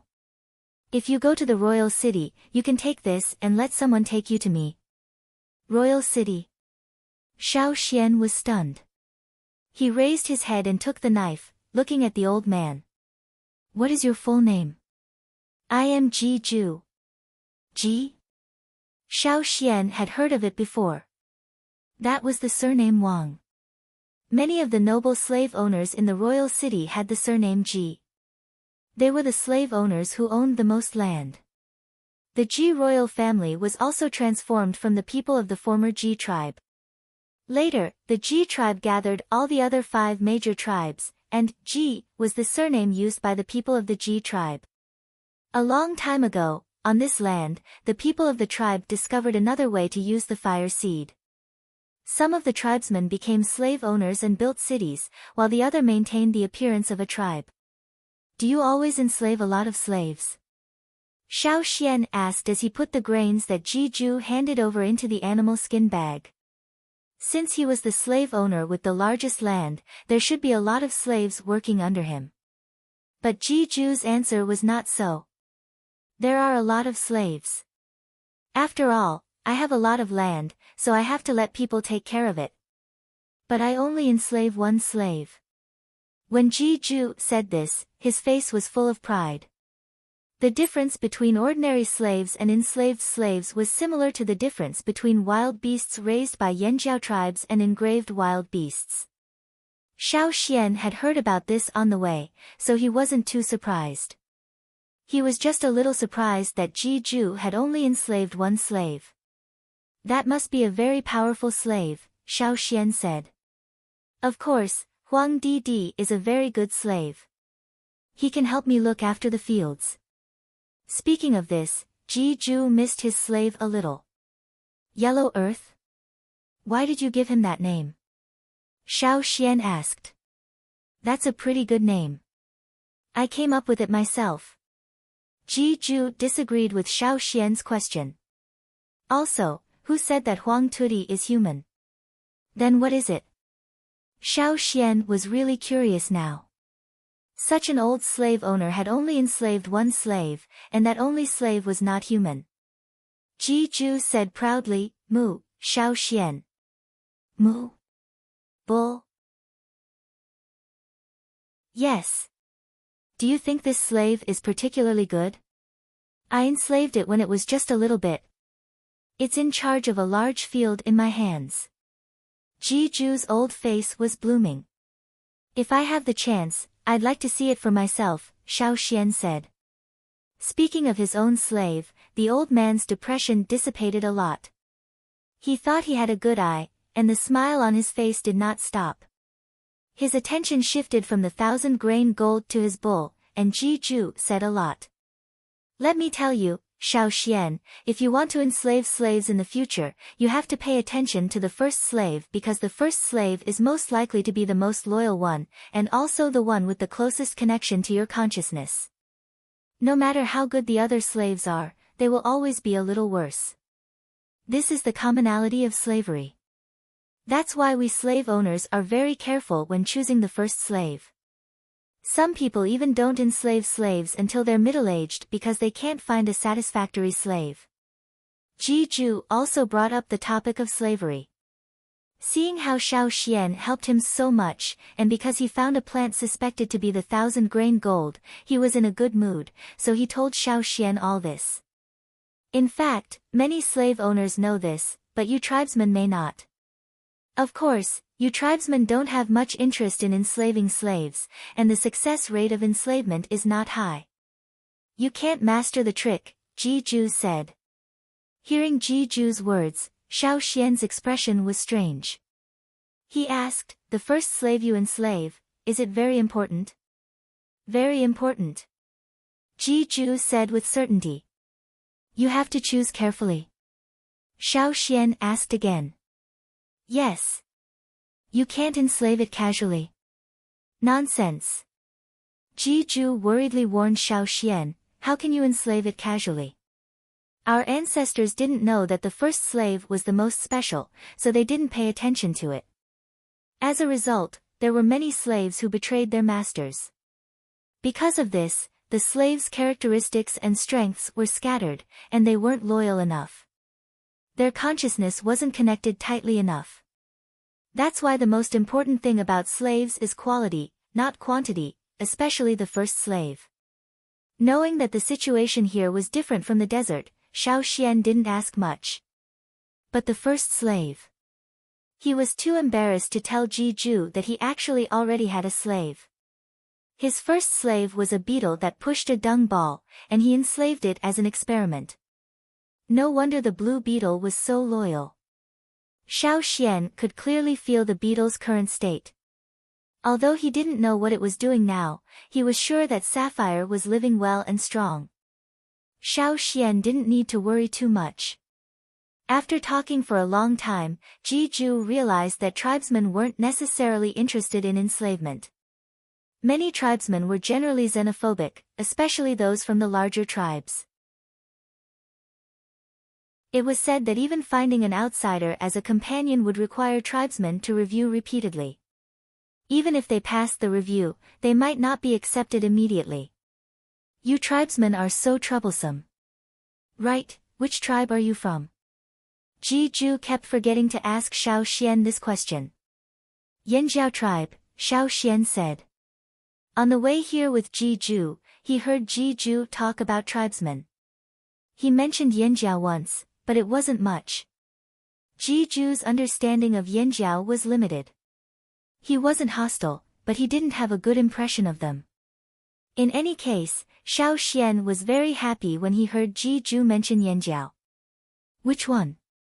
Hearing Xiao Xian's answer, Ji Zhu wanted to dig his ears out. Yanjiao, Xiao Xian said solemnly. Give me back the 1,000 grains. Ji Zhu reached out, don't you Yanjiao hunt? How can you take good care of 1,000 grains? Yanjiao tribesmen rarely went to the royal city, but once or twice was enough to make a lasting impression. In Ji Zhu's impression, Yanjiao tribesmen were strong. One person could carry a few bears and play with them. They were also rude and violent. Every time a Yanjiao tribesman went to the royal city, they would always send a few nobles flying. They were all rejected by the 6 nobles. However, Yanjiao tribesmen did come out less these years. The last time Ji Zhu saw a Yanjiao tribesman was when he was young. Now, the younger generation might not have seen them. We Yanjiao tribesmen can also farm. Xiao Xian argued. Yanjiao's history had many records of farming. It was impossible that they couldn't even farm. Bullshit. Ji Zhu was very regretful now. Unfortunately, he couldn't take back the grains he had given away. After a failed attempt, Ji Zhu gave up. Fortunately, his focus was not here. He had to hurry back and bring people back to dig up the 1,000-grain gold plants. The royal city was far from here. Ji Zhu didn't go any further. He parted ways with Xiao Xian. Right, do you remember where the Yanjiao tribe is? Xiao Xian asked before they parted. What, are you lost? Ji Zhu laughed at his misfortune. However, he really didn't know the exact location of the Yanjiao tribe. I only know it's deep in the forest. It should be quite far from here. Take your time to find it.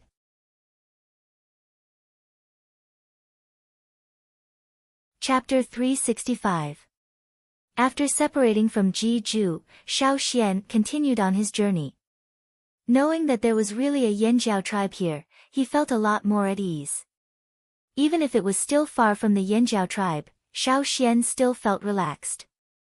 Without Ji Zhu, Xiao Xian sped up. Along the way, he saw some plants and made some herbs. He prepared some poisons and healing medicines, which Xiao Xian learned from Ji Zhu. When he encountered good stone, he also made some spare stone tools. This was the advantage of stone tools. They were local materials and did not need to be forged. Xiao Xian also made a pot the size of a basin. Of course, it was much deeper than a basin. It was used to boil soup and decoct medicine. There were 2 ears on both sides of the stone pot. After the stone pot was used, the straw rope was threaded through the 2 ears and then carried on his back. He could take the pot with him whenever he wanted. This dry mountain range was really big. Xiao Xian gradually saw dense grassland on the 4th day after separating from Ji Zhu. After passing the mountain range, the terrain became flat. Looking around, there was a vast grassland. He did not know if it was because of the season or because there was little rain here, but although there was a lot of grass on the ground, it was still dry. Trees suitable for the grassland environment were piled together or isolated in the middle of an empty grassland. This was also a major feature of the grassland here. There was also a river on the grassland, but it was not very big. Along the curved river bank, there were some unknown trees in a corridor on both sides. Compared to the vast grassland, there were not many trees growing here. The grass was rich and varied. Even if Xiao Xian knew a lot of forest grass from Ji Zhu, there were still many unfamiliar things here. Xiao Xian did not have Ji Zhu's detoxification constitution and did not dare to eat carelessly. Even when he was resting, he would choose carefully. Although it looked like an ordinary grassland, there were many hidden dangers. Sometimes, an inconspicuous blade of grass could take a person's life. When they saw Xiao Xian, the bison on the periphery stomped their strong hooves. Their thick and powerful limbs and iron hooves stepped on the grass like iron, easily stomped a hoof-shaped pit. They were demonstrating and warning Xiao Xian. A predator in the shape of a lion was hiding behind the dry shrubs. When it saw this scene, it reluctantly looked away from the herd and shifted its gaze to Xiaoxian. However, when it met Xiaoxian's gaze, the fur on its back stood on end. Its intuition told it to avoid this seemingly insignificant human. In the end, it decided to continue guarding the herd and wait for the right time to attack. Xiaoxian created a suitable hunting opportunity for the big cat. First, he threw some pungent herbs into the herd, causing the herd to become restless. Then, he seized the opportunity to kill a bison, and ran away with the bull on his shoulder. The big cat hiding behind the shrubs also took advantage of the opportunity to take advantage of the situation. After eating some of the roasted beef, Xiaoxian took out the stone pot and went to the river to scoop some water. After some thought, he added some 1,000-grain gold. Most of the 1,000-grain gold that he threw into the pot were incomplete grains that had been bitten by wild rats from Jiju. In Jiju's words, these grains did not have a high chance of surviving, but they could be eaten. Xiaoxian did not mind that the grains had been bitten by wild rats. After peeling the shells, he threw the golden grains into the pot and boiled them a little. Although there were too few grains compared to the pot of water, the boiled soup was a little turbid yellow. It had a faint fragrance and was very tempting. After eating too much meat, drinking this pot of soup was a good enjoyment. The cooked grains were soft and sticky in the mouth and tasted good. After drinking the soup, Xiaoxian felt much better. No wonder Jiju did not like the meat of wild animals. Eating this was indeed much better than eating wild animals. However, no matter how good it was for the body, Xiaoxian only had 1,000 grains on hand.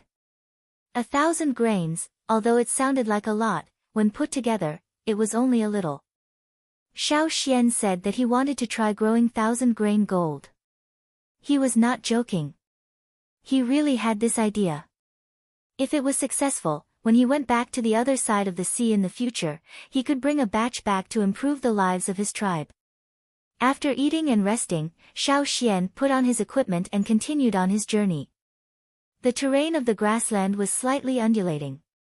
Sometimes, there were raised hills in the wilderness, and occasionally, there were some ant nests. 7 days after Xiaoxian stepped into the grassland. Under the clear sky, a few people were galloping on the grassland. Their tamed horses kicked up a trail of dust as they galloped on the dry grassland. Those people were probably having a competition. When they galloped on their horses, there was a fierce atmosphere of a duel. The people on the horses were wearing clothes sewn from a combination of fur and cloth.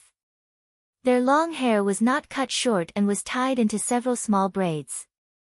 Both men and women had similar hairstyles. There were also some patterns drawn on their faces with paint. Xiaoxian carried 2 roasted bison thighs and a large stone pot on his back. His footsteps were light as he walked on the grassland. Compared to the fast galloping and tense atmosphere on the other side, Xiaoxian, who appeared as a stranger, seemed particularly leisurely. This abrupt style made the rider unable to ignore him. The young man at the front reined in his horse when he got close to Xiaoxian.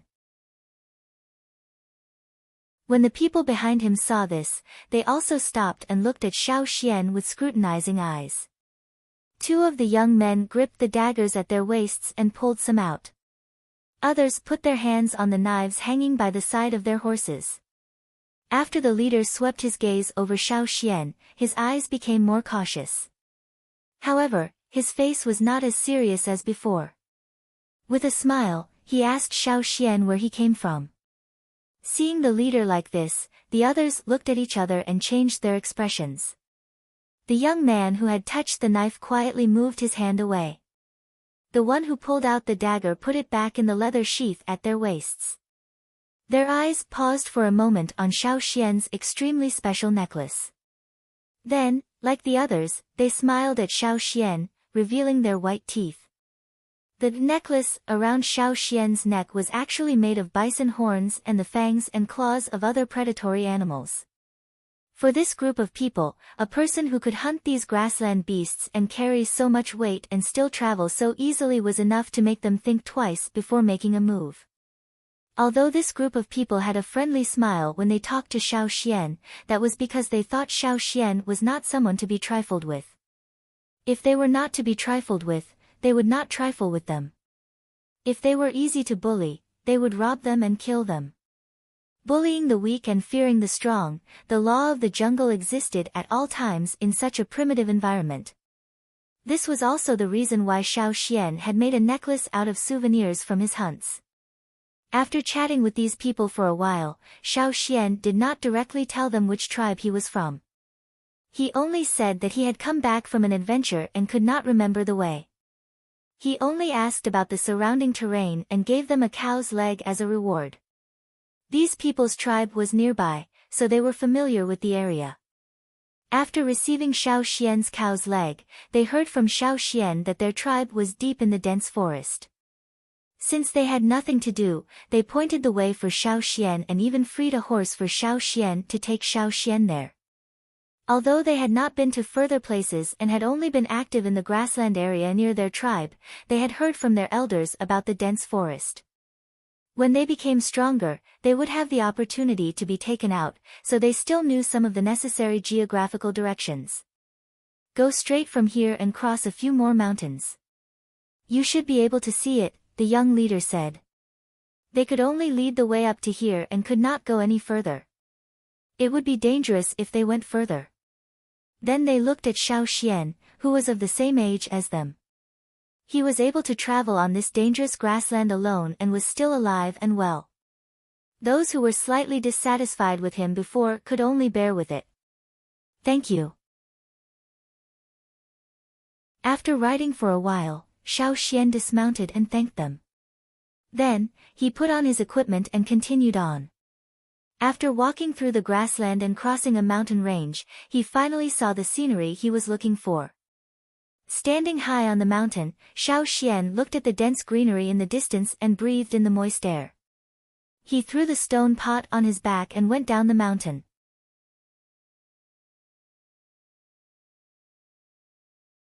Chapter 366.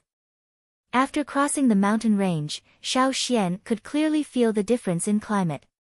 There were two completely different climates on both sides of the mountain range. It was as if the humidity and rain on this side were all blocked, preventing them from reaching the dry grassland on the other side of the mountain range. The further down he went, the more familiar Xiao Xian felt. This was his first time here, but this kind of environment always reminded him of the forest in his hunting grounds. Whether it was the forest on the other side of the river where the Yanjiao tribe was originally located, or the forest with ferocious beasts after returning to his homeland, they were all like this. As far as the eye could see, everything was green. It was a place full of vitality and danger. Xiao Xian's excitement was faintly overjoyed. He didn't know if it was because he was in a familiar environment, or because he was getting closer and closer to the Yanjiao tribe that he had been separated from for nearly 1,000 years. As he walked down the mountain, Xiao Xian threw away the exaggerated necklace made of beast claws and ox horns that he was wearing around his neck. He had already used up all the weapons he could use, and the necklace was just a trophy he had obtained from hunting. He also threw away the stone pot on his back that he used to boil soup. At this time, it was no longer a pretense but a burden. In a place like the mountain forest, he had to be more careful. He had to be as light as possible so that it was easier to hide and avoid.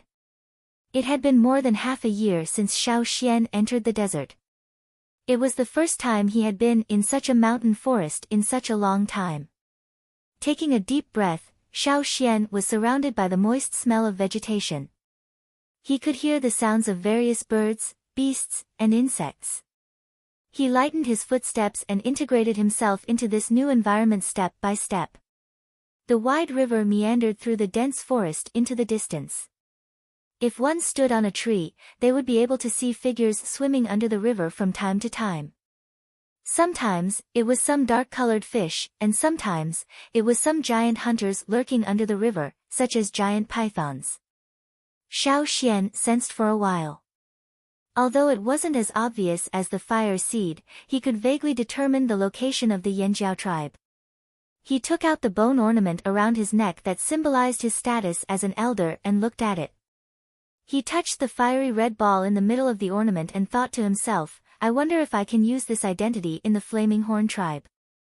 Do they still recognize me? Xiao Xian gathered his energy and continued to move in that direction. There were some traces of human activity here. Sometimes there were pieces of cloth, and sometimes there were some incomplete weapons that had been abandoned here. Xiao Xian even saw a human bone under a big tree. It was probably left behind by a beast after a hunter was killed here. After carefully identifying the traces around him, Xiao Xian quickly assessed the various creatures in this place. His footsteps were cautious but not slow. There was a well-camouflaged snake on a branch. At first glance, it was difficult to see that there was a poisonous creature lying in ambush. When Xiao Xian passed by, it wanted to bite him. Unfortunately, Xiao Xian was too fast and didn't give it any time to prepare. In the blink of an eye, he passed by under the tree. The snake lurking on the branch flicked its tongue, adjusted its posture, and continued to wait for the next prey to pass by. In addition to some tools used by humans, Xiao Xian also saw drawings carved on branches and stones. He didn't know which tribe had carved them. Some of the drawings were similar to totems, some were carved with words, and some were written with the names of the prey they had hunted, as if to show off their strength. Xiao Xian glanced at them. He recognized the words, but he didn't see any familiar drawings. The style was also unfamiliar. It seemed that they were from other tribes. The Yanjiao people should be farther away and didn't come here often. Since there were people moving around, Xiao Xian not only had to guard against the ferocious beasts lurking everywhere in the forest, but he also had to be vigilant against other people. Sometimes, people were more ferocious than ferocious beasts. After entering the forest, the deeper he went, the denser and thicker the trees became. Walking on the soft ground below, he could only feel a little yang guang cast by the dense branches. On the third day of setting foot in this forest, Xiao Xian was walking in the forest when he suddenly felt a pair of eyes staring at him with a murderous intent. Although the other party tried to hide it, the murderous intent was too strong. With Xiao Xian's hunting experience, he keenly sensed it. He just didn't know if the other party was a human or a ferocious beast. Since the other party didn't move for the time being, Xiao Xian didn't take the initiative to attack. Instead, he continued to walk forward, wanting to see how the owner of the eyes hiding in the dark would act. Picking up his pace, Xiao Xian shuttled through the forest. That gaze was still following him closely. The other party's movements weren't slow, and they were good at hiding. If one looked around, they wouldn't be able to find the other party's figure at all. However, when the other party was in hot pursuit, Xiao Xian could clearly hear the sound of a sharp weapon cutting through tree trunks. Even if the sound was very soft, it could be easily covered by the sound of shaking branches. Another gust of wind blew, and the dense branches and leaves in the surrounding forest swayed. The friction between the leaves made a rustling sound. Occasionally, there was the sound of birds flying or landing. Identifying the movement behind him from the various sounds, Xiao Xian picked up his pace again. Like a nimble wind, he shuttled through the forest. His feet made several sharp turns, changing directions. After the seventh sharp turn, Xiao Xian found a large tree nearby. With a leap, he nimbly leaped up the tree and hid in the dense foliage. There were some flying insects resting on the tree. A colorful insect was resting on the treetop.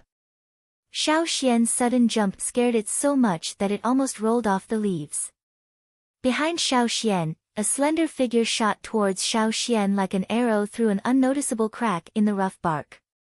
If this kind of insect bit a person, it would drill straight into the person's body. Xiao Xian didn't even turn his head. He casually snapped off a branch and threw it at the insect. The branch had a sharp edge, and it directly nailed the insect to the thick bark. The insect that was nailed to the bark twisted its body, as if trying to break free from the fate of being nailed to the tree, but it was powerless. Xiao Xian didn't even look at the insect. His ears carefully listened to the small cutting sounds that were quickly approaching. His eyes were fixed in the direction of the sound. A brown figure flashed like a shadow. When it passed by a tree, it paused for a moment, and then left at an even faster speed. As if sensing that Xiao Xian was deliberately hiding, the brown figure suddenly circled around a tree when it was about to reach the tree that Xiao Xian was at. Then, it disappeared behind the tree. Xiao Xian frowned slightly. His eyes were fixed in that direction, but his attention was focused on his surroundings. The other party was indeed watching him. He was also very smart, sharp, and very good at hiding. Xiao Xian clenched the black dagger in his hand and focused. A figure suddenly circled around the tree trunk behind Xiao Xian. A sharp cold light burst out, neatly cutting through the branches and leaves in front of it. A threatening murderous aura instantly filled the small space in the tree. With a cruel intent, the sharp light drew an arc and swept directly towards Xiao Xian.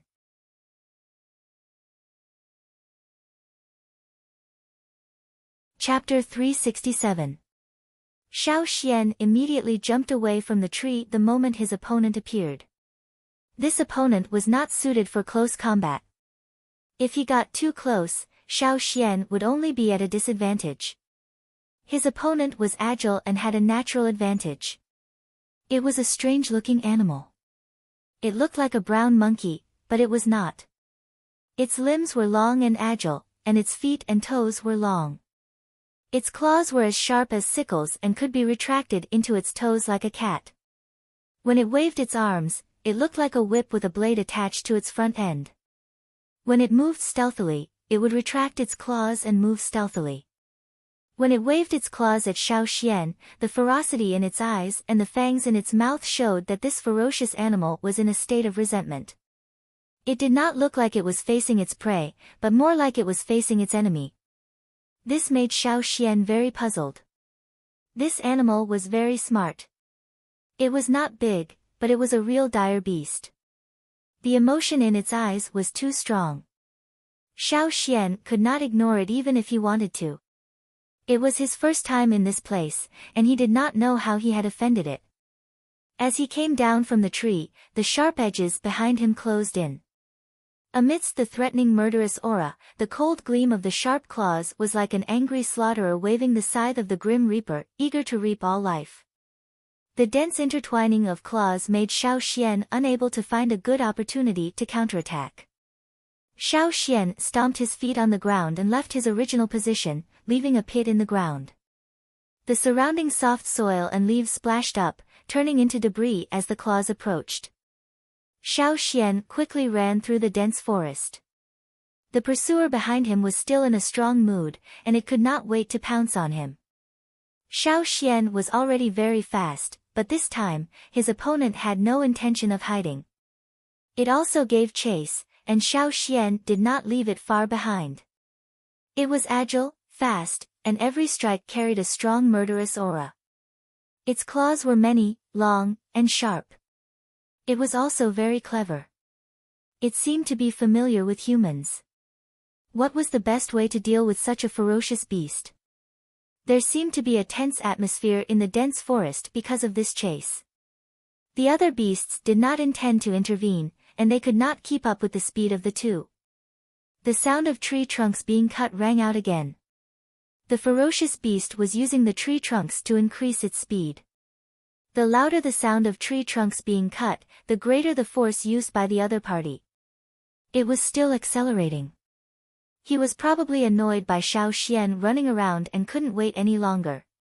With the way the other party cut it, if it was a slightly thinner tree trunk, it would probably have been cut in half. Cut the tree trunk. Xiao Xian slightly slowed down his speed, and with a quick turn, the totemic power in his body instantly increased.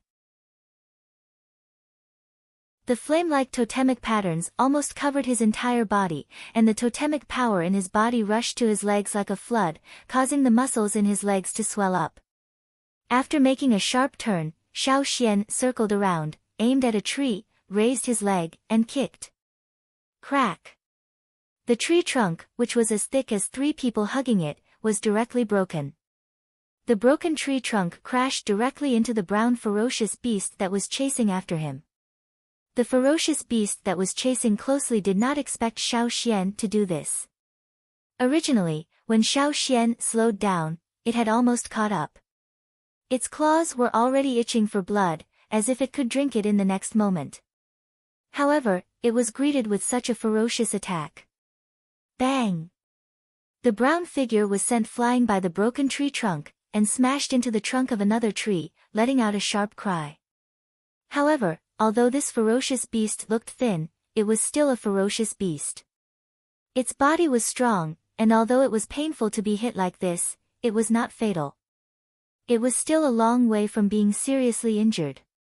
Xiao Xian wanted to follow up with another attack, but the ferocious beast's reaction was very fast. When it fell from the tree trunk, its front limbs were like soft whips, and it swayed its body to avoid a direct collision with Xiao Xian. The ferocious beast that fell into the grass and retreated a few steps landed on all fours. Its body was tense, and its eyes that were staring at Xiao Xian flashed with a dark light. It seemed to be thinking of something, or perhaps it was weighing the current situation. Just when Xiao Xian thought that it would attack again, he found that the ferocious beast gave up on colliding with him, and turned to leave. This was the decision it made after weighing the pros and cons. Perhaps it realized that Xiao Xian was not an easy person to deal with. However, it was too late to leave now. Xiao Xian would not let go of the ferocious beast that attacked him. This time, the roles of the pursuer were reversed. The party that was originally chasing was now eager to escape. And the party that was being chased became the hunter. Crack! Crack! Crack! From time to time, the sound of tree trunks being kicked could be heard in the forest.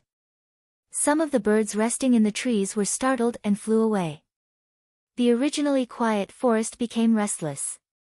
The ferocious beasts that were walking in that direction twitched their ears, turned around, and left. They did not want to encounter such a barbaric and violent method. Anyway, they were not the unlucky ones, so they would not get involved. The tree trunks that were constantly being kicked off did not directly hit the target every time, but even if they did not hit the target, they still brought some obstruction to the brown ferocious beast. At this time, the ferocious beast was very regretful of provoking this person. It originally only wanted to vent its anger on this person, but it did not expect to hit an iron plate. It had never been afraid of close combat with humans, and it thought that it could still deal with them. Especially when the other party was young and alone, it would be easier to deal with. However, when it encountered a person who directly used a tree trunk as a weapon, no matter how sharp its claws were, it could not cut through such a thick trunk in one go. It was certain that it would be smashed if it could not dodge. Its mind was in a mess, and it could not make the most correct response in the first place. The more chaotic it was, the more it would be smashed. In the forest, Xiao Xian had caught up with the ferocious beast at some point, and he was even a bit ahead of it. Crack! Another tree trunk was kicked off, and the timing was very accurate. It directly hit the ferocious beast from the side. The thick tree trunk with the smell of moss brought a strong wind, as if it was going to blow away everything in its path. The ferocious beast that was hit let out a painful cry again and fell to the ground. The ferocious beast that was hit by the tree trunks did not immediately get up this time. It was hit a little hard. Seeing that the ferocious beast wanted to escape, Xiao Xian picked up the fallen tree trunk next to him and used it as a club to sweep it over. Bang! The ferocious beast that had just stood up was hit again. The ferocious beast that fell to the ground let out a scream. It was no longer the ferocious roar from before, but a series of short cries. Coupled with the pitiful emotion in its eyes, it seemed to be begging for mercy. It even retracted its claws, hugged its head, and curled up there, screaming at Xiao Xian. Seeing this, Xiao Xian threw away the thick tree trunk, pulled a long vine from a tree, and tied it up. Before the ferocious beast could react, the vine knot had already wrapped around its body. Its whip-like limbs were tied up, and even if it reached out with its claws, it could not immediately cut off all the vines. After tying it up, Xiao Xian grabbed it by the neck and lifted it up. Feeling the 5 fingers around its throat tighten, the ferocious beast with brown fur found it more and more difficult to breathe. It was injured, and with its neck strangled, it was already somewhat powerless. It struggled to move its bound limbs, but it was useless. Lifting the ferocious beast, Xiao Xian wanted to figure out why this ferocious beast was so hostile towards him. Suddenly, his ears twitched. He heard a few rapid footsteps approaching. It was probably the commotion just now that had attracted them. Were they from the nearby tribes? Or was it someone else? These people came quickly. Every one of them was burly, and their steps were hurried. Obviously, they did not expect to see other tribesmen here. The 5 of them stopped when they got close. When they saw the ferocious beast in Xiao Xian's hands, one of them wanted to say something, but was stopped by his companion. Xiao Xian's back was facing them, so the 5 of them could not see Xiao Xian's face clearly. Moreover, Xiao Xian was wearing a cotton garment. To prevent poisonous insects from the forest, Xiao Xian had added some animal skin. Although the cloth and animal skin were somewhat worn out, they blocked most of the totemic tattoos on his arms and legs, so the 5 of them could not see clearly. The 5 of them looked at each other, and the most stable of them stepped forward. Just as he was about to say something, Xiao Xian had already turned around. Seeing the totemic tattoos on Xiao Xian's face that had not yet disappeared, the person who was about to speak was stunned. The corners of his eyes twitched, and the others' eyes almost popped out of their sockets. They were roaring in their hearts. Holy shit, how could there be Yanjiao people here?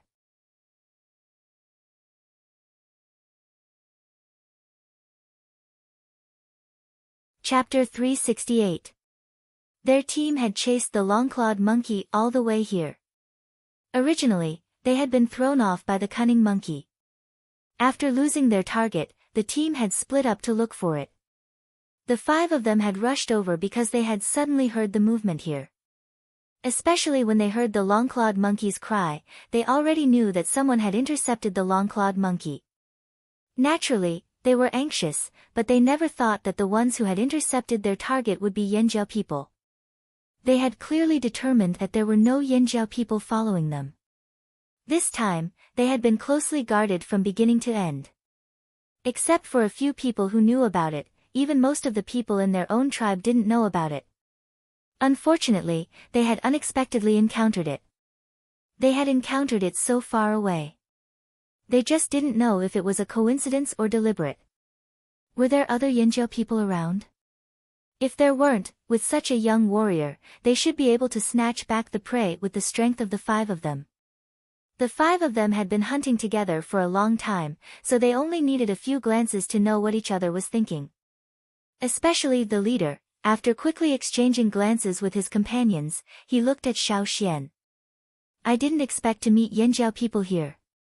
Didn't you go out to hunt? The man asked. Xiao Xian didn't say anything. The other party had misunderstood, and he didn't want to correct it. He just let the other party misunderstand. When he didn't understand the situation, the more he said, the more wrong he would be. It was better to listen and get a lot of information. From the tone of the 5 people, Xiao Xian speculated that the tribes these people belonged to were Yanjiao's opponents. Even if they weren't hostile, they were certainly competitors, so he didn't need to be polite. However, this relationship didn't seem to be bad to the point of being irreconcilable. Xiao Xian was thinking about how to treat them. Why do I meet you Yanjiao people everywhere? One of them whispered. His expression was very tangled, with anger and helplessness. His tone was a bit harsh. Although the other party's voice wasn't loud, everyone present heard it clearly. Seeing that the 2 groups didn't seem to have a good relationship, the long-clawed monkey held by Xiao Xian turned its eyes and made a few difficult sounds from its throat. Its tied legs struggled to kick, looking like it was about to be strangled to death. Unfortunately, Xiao Xian didn't say anything, and the 5 people just glanced at it. They didn't care whether it lived or died. I'm really sorry, brother from Yinjiao. This long-clawed monkey is the prey we've been tracking, said the leader. The other party's tone was calm, but they didn't sound too intimate. Even if they tried their best to control themselves, Xiao Xian could still see the tension in their expressions. They were on guard and ready to fight at any moment. Xiao Xian looked at the person who had just spoken and raised his chin. Continue. Continue? Continue what? The leader paused, thinking that Xiao Xian didn't take the long-clawed monkey seriously. He was delighted and said, we can use other prey to exchange with you, a vicious beast of similar level with meat. He emphasized the words, level, and meat. That should be fine, right? Xiao Xian made a gesture of thinking, and then said to the 5 people, no exchange. You. One of the people couldn't help but point at Xiao Xian and threaten him. So what if you're more powerful? You're only 1 person, and we have 5. In any case, most of the people from Yinjiao should be hunting at this time. This person must have snuck out to play by himself. He actually ran so far. Could it be that he deliberately followed them? No matter what the other party thought, Xiao Xian's expression didn't change in the slightest because of the other party's threat. He said, the 5 of you didn't catch it. You're really capable. Since I caught this long-clawed monkey, it's my prey. What does it have to do with you? The 5 people didn't know that their attitude had been exposed, and that it had also decided Xiao Xian's choice. If they had revealed that they had a good relationship with Yinjiao, Xiao Xian wouldn't have rejected their words so directly and mercilessly. Seeing the other party move, Xiao Xian said again, what, do you want to rob it? If you don't exchange, we can only rob it. The leader of the other party didn't have the calm expression he had before. His eyes suddenly changed, and he was full of murderous intent. Facing such a person with a slightly lower strength would certainly be a lot of pressure. Xiao Xian chuckled. Just with you. They were angered by Xiao Xian's attitude. They knew that the Yinjiao people's threats were mostly ineffective, so they were prepared to rob it. The 5 people suddenly exploded, and water-like totem patterns appeared like waves on their bodies. Among them, there were 2 senior totem warriors and 3 intermediate totem warriors. If they didn't have some strength, they wouldn't have been able to follow them on this secret operation. The 5 people knew that the Yinjiao people's biggest characteristic was their great strength. Therefore, it would be a stupid choice to fight the Yinjiao people with strength. They decided to fight with other things, such as speed and flexibility, as well as their advantage in numbers. Compared to most people, the Yinjiao people's speed and flexibility when hunting was not much inferior, but compared to their advantage in strength, it wasn't paid much attention. From the 5 people's movements, Xiao Xian guessed their strategy.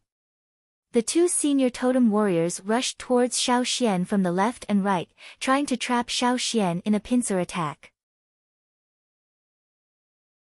Facing the totem warriors of 5 strange tribes alone, Xiao Xian did not feel the slightest psychological pressure. In order to facilitate the battle, he grabbed the long-clawed monkey's arm and threw the ferocious beast directly towards a thick tree not far away. At the same time that Xiao Xian threw the long-clawed monkey, the 5 people were happy, especially the 3 in the back. Their footsteps changed, bypassing the place where Xiao Xian was, and directly rushed towards the place where the long-clawed monkey was thrown. Even if its hands and feet were tied by vines, the long-clawed monkey's flexibility was still there. Before, because it was tightly held in Xiao Xian's hand, its neck would have been directly broken if it made the slightest movement. Therefore, it only dared to show weakness and didn't dare to show any devious thoughts. But now, seeing the 2 sides fighting, its brain began to move. Its body that was thrown in the air rotated, and its tied legs adjusted the arc. When it hit the trunk, its legs acted as a good cushion, so it wasn't hurt. Instead, it used this force to bounce away, wanting to take advantage of the chaos to escape. It wasn't that it despised these people, but with its ability, after breaking free, it would certainly be able to get rid of the trouble. If it could get rid of these people chasing it once, it could get rid of them a second time. Unfortunately, it struggled, but couldn't break free.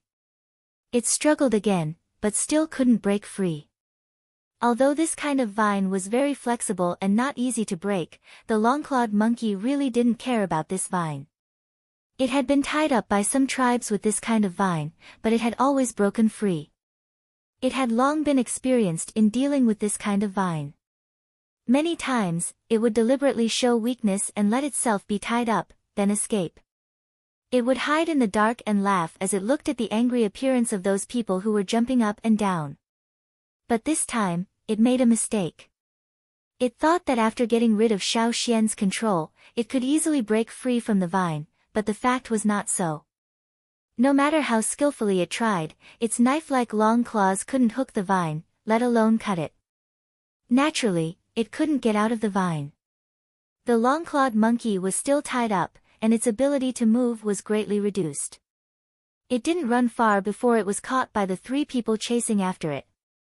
Its resistance was futile, otherwise, it would have to face the knives of these three people. These people didn't care whether it was dead or alive. Therefore, the long-clawed monkey, who was caught again, became listless again, obediently being carried away, and its mind was thinking about how to escape. On the other side, Xiao Xian, who was attacked from left and right, quickly retreated a few steps to avoid the siege of the two sides. In the face of the people who were closing in on him, Xiao Xian's feet didn't stop, and his body was still running. Facing the knife wind, he twisted his body and leaned to the side, avoiding the opponent's cut. At the same time, he shook his shoulders and directly hit the opponent. In the face of Xiao Xian's strong collision, the opponent gritted his teeth and braced himself to meet this blow. No matter what, he was also a senior totem warrior, why should he be afraid? This person was younger than him, and didn't look as strong as him. This person wasn't one of the most outstanding people in Yanjiao. The two forces and the force collided together, and made a muffled sound. If the opponent's momentum was like a surging torrent, then Xiao Xian was like a towering mountain firmly rooted in the earth. Under the collision, the man shook, and his pupils shrank in surprise. He took a few steps back to dissolve the force of the collision, and then looked at the person who didn't even take half a step back. This result showed that he didn't have the upper hand at all. Although he knew that he couldn't win, he didn't expect that there would be such a big gap.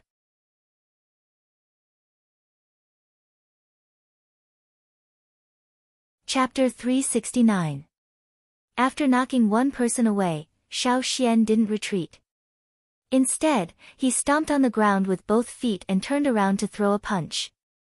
The power of the punch was like a cannon, no less than the force he used to kick the tree trunk when he caught the long-clawed monkey. In the face of such a powerful punch, the person chasing after Xiao Xian could only dodge first. With the scene of his companion being brutally knocked away, he wasn't stupid enough to underestimate the strength of the other party just because he was young. The Yanjiao people were really a bunch of powerful monsters. No matter how much these two people criticized the strength of the Yanjiao people, they had already achieved their goal.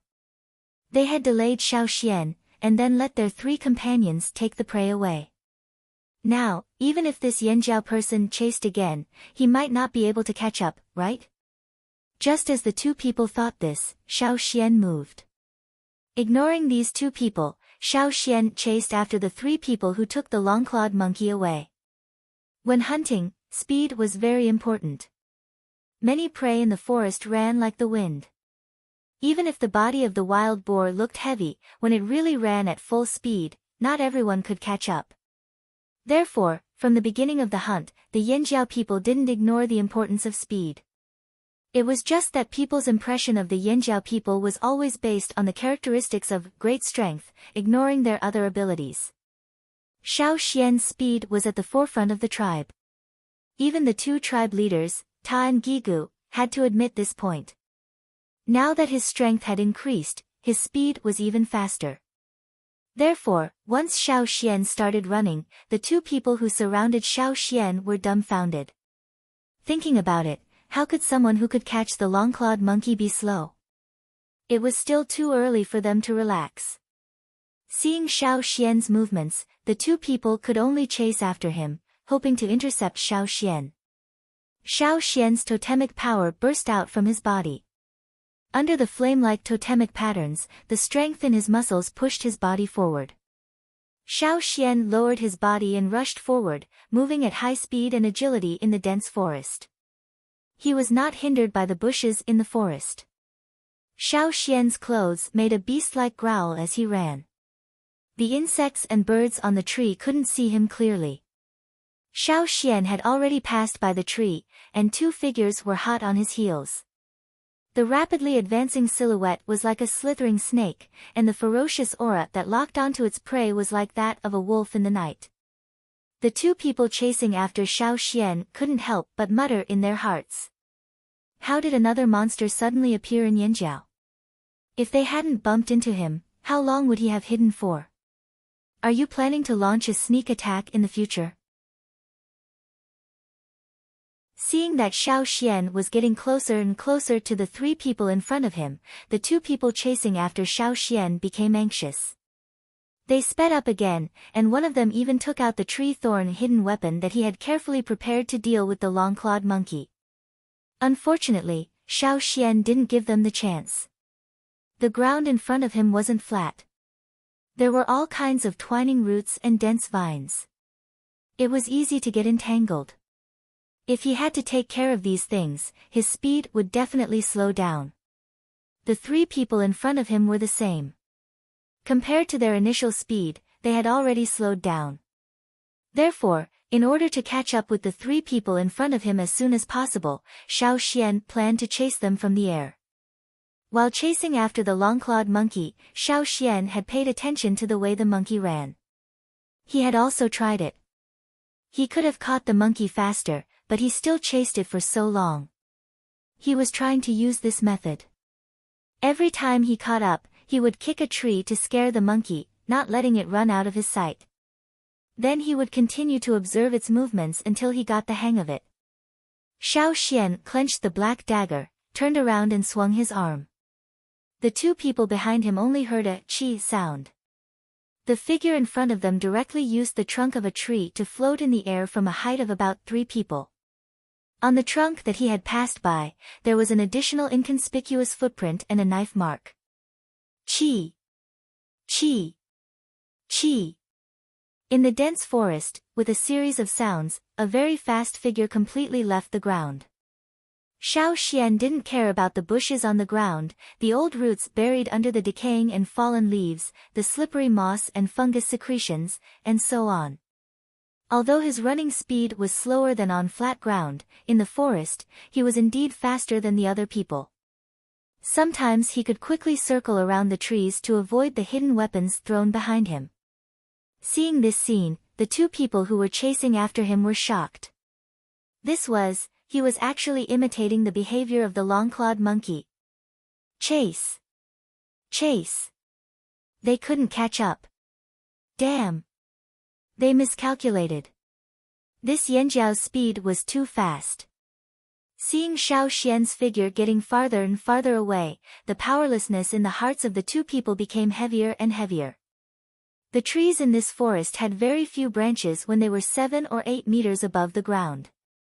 The higher they went, the more branches there would be. Even if they stepped on these branches, they would have to avoid other branches. This was also the reason why the long-clawed monkey could run quickly in the forest. It didn't have to worry about obstacles on the ground, nor did it have to face the dense intertwining branches on the trees. It also didn't have to step on the tree trunks to run.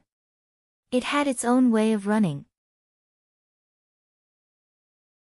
And now, this way of running was learned by the Yanjiao. The two people also wanted to imitate it, but unfortunately, they used the wrong force. Not only did they not accelerate in the air, but they also slowed down. At this time, there was no time to make more attempts. They had no choice but to continue to step on the branches of the trees or run on the ground. When they saw their 3 companions again, they were already lying on the ground in a daze. They weren't seriously injured. After checking the injuries of the 3 people, the leader's heart was a little relieved. Then should we thank that kid for being lenient on account of the 2 tribes being neighbors? Another person said discouragingly. The others didn't say anything. Obviously, the other party really was lenient. Otherwise, with just the 3 of them, the other party had an absolute advantage in strength and speed. It would be easy for him to kill them. Xiao Xian really was lenient. After all, the purpose of these 5 people was to snatch the prey. When facing Xiao Xian, they only blocked him and didn't really kill him. Xiao Xian would naturally be a little lighter. Was it also caused by him? The leader pointed to several broken trees in front of them that were blocking the road and asked. Yes. The 3 people's faces were dejected. After being slapped to the ground by the other party, they wanted to get up and chase, but the sound of the branches breaking made them stop. The other party was warning them. Thinking about it made their chests tighten. What should we do? Someone asked. What else can we do? Meet up with the others and tell them that the thing was stolen by a Yanjiao. The leader said angrily. Their skills were inferior, so they admitted defeat. It would be difficult for them to take out the thing that entered the Yanjiao's pocket. After going back, the tribes would probably have a good talk with the Yanjiao. Thinking that the elders of the 2 tribes might once again engage in a war of words, they could already foresee how smug the Yanjiao people would be. TSK, so fucking sullen.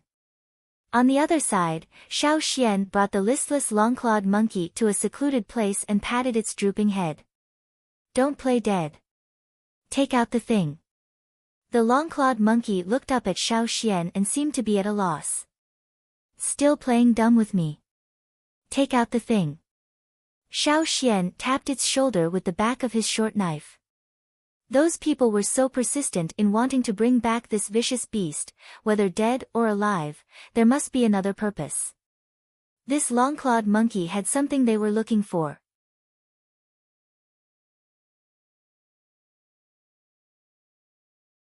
Chapter 370. It was smart enough and seemed to understand human behavior very well. This long-clawed monkey seemed to know a lot. Xiao Xian stared at the long-clawed monkey, staring at it until all of its hair almost stood up. It originally wanted to take advantage of the chaos to escape, but it didn't expect to fall into Xiao Xian's hands. The long-clawed monkey was now very scared. It was still okay when it was caught by those people. It still had the confidence to think of various ways to escape. However, facing Xiao Xian, it felt a lot of pressure. After holding back for a long time, the long-clawed monkey let out a vague cry, as if it was still quibbling. Not giving it. Xiao Xian glanced at the long-clawed monkey. Fine, I'll just kill you. Seeing that Xiao Xian was about to use his knife, the long-clawed monkey became anxious. It let out a few hurried screams. Its eyes were full of pleading as it looked at Xiao Xian. Its eyes reflected light, as if they were full of stars. People who saw these eyes would inexplicably feel a soft feeling in their heart.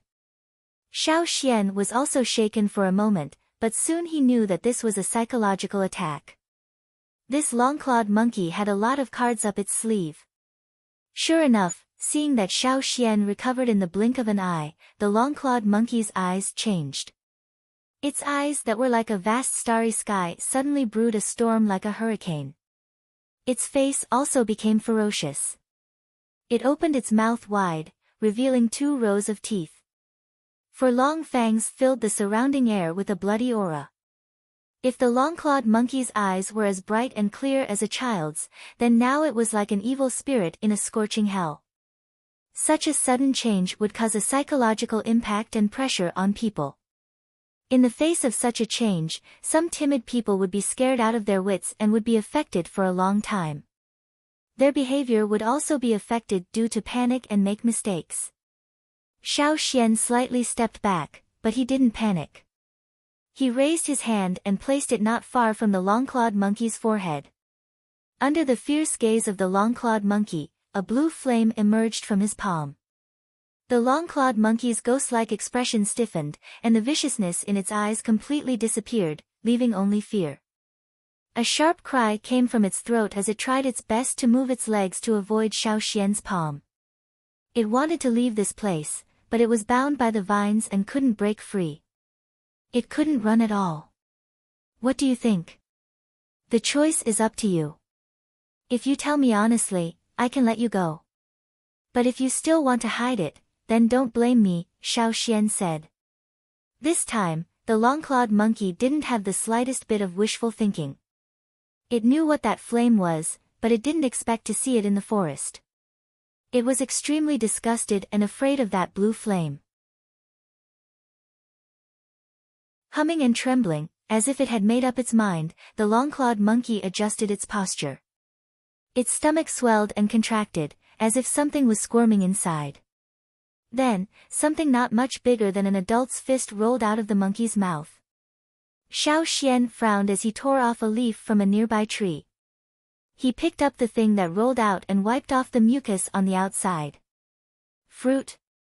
Xiao Xian was puzzled. Because the fruit had a thick layer of skin, even if it was swallowed by the long-clawed monkey, it wasn't digested.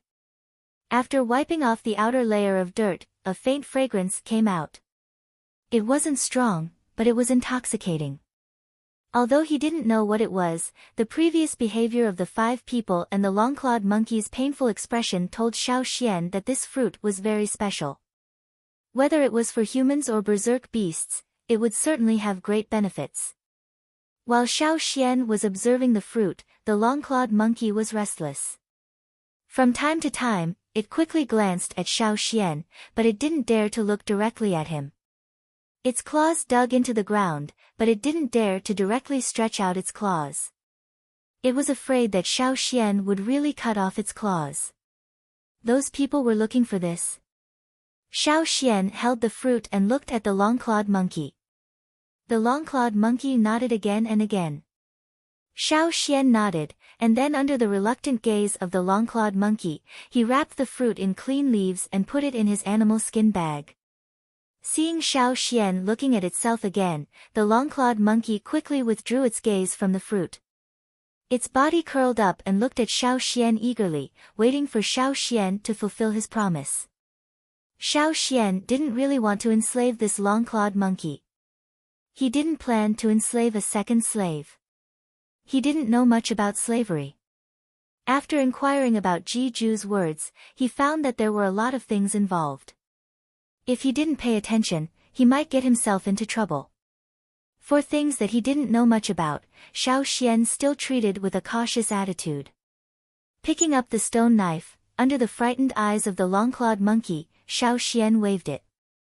The long-clawed monkey, who closed its eyes in fear, felt the bindings on its body loosen. It suddenly opened its eyes, and a flash of joy appeared in its eyes. For a moment, it thought about whether or not to grab the fruit back, but it still rejected the idea. This person was different from the people it had met before. It was lucky to escape this time. If it were to court death again, it would probably become this person's food. No longer thinking about it, the long-clawed monkey suppressed the emotions in its heart. It was about to leave when it heard Xiao Xian say, "Wait a minute." The long-clawed monkey's footsteps stiffened. It turned around like a rusty robot, wondering if Xiao Xian was going back on his word. "Do you know the Yanjiao tribe?" Xiao Xian asked. The long-clawed monkey was stunned by this question, and then it raised its hand and pointed in a direction with some doubts. It made a squeak sound, as if it didn't understand why Xiao Xian said this. Instead, it asked Xiao Xian if he was pointing in the direction of the Yanjiao tribe. It had seen the Yanjiao people and could feel that Xiao Xian and the Yanjiao people's breath were similar, so it was confused after hearing Xiao Xian's words. In that direction. Xiao Xian looked, and it was consistent with the route he had decided on. Squeak. The long-clawed monkey vigorously nodded. No matter what Xiao Xian meant, it just nodded. "Okay, you can go."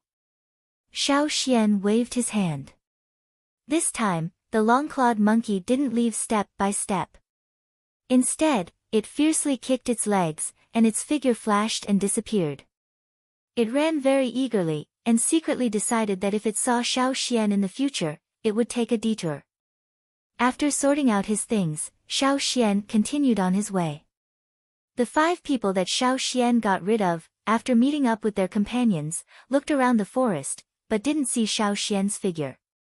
Seeing that the time set by the chief was getting closer and closer, they could only go back with a belly full of unwillingness. They were the people of the Taihe tribe, which was adjacent to the Yanjiao tribe's territory. Quarrels were common. If the thing was stolen by someone else, it would be fine, but it just had to be a Yanjiao person, so they felt very sullen. When the team that went out to hunt down the long-clawed monkey returned to the Taihe tribe, they told the chief and other elders that the operation had failed, and that the thing was stolen by a Yanjiao person.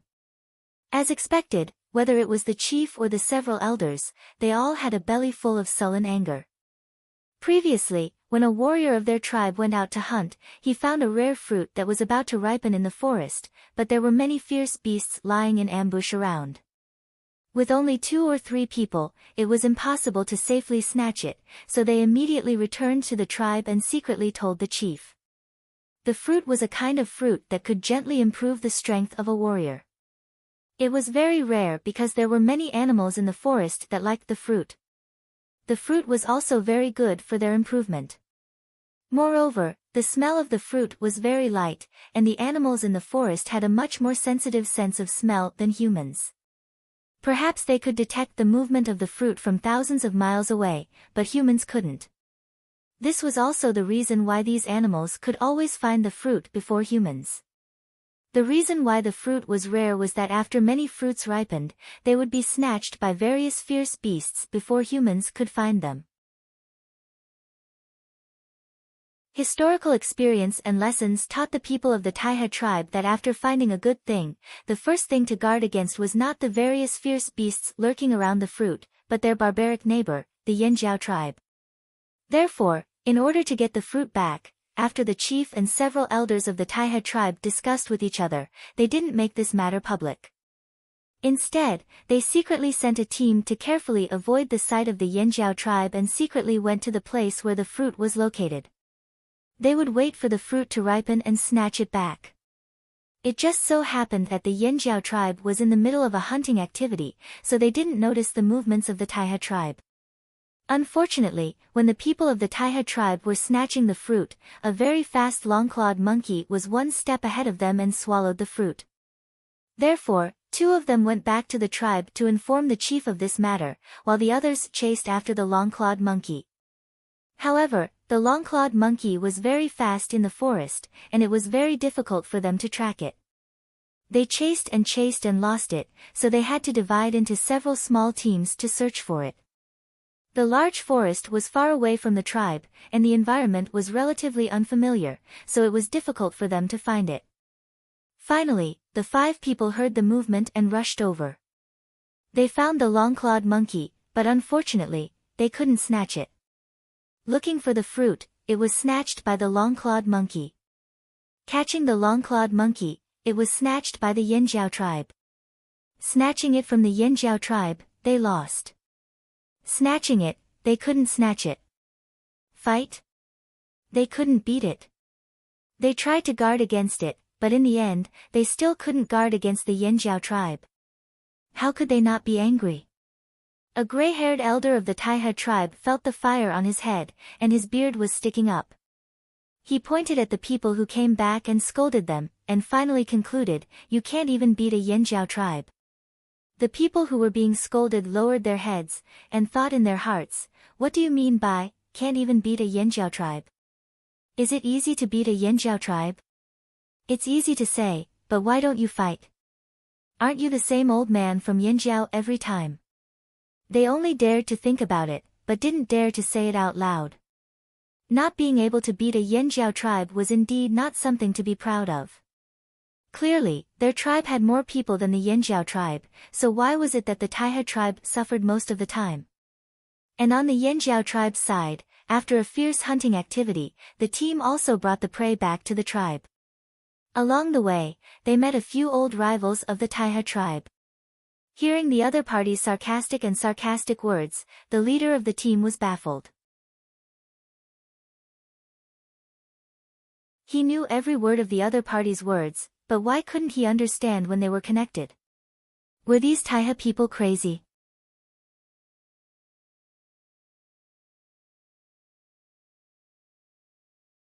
Chapter 371.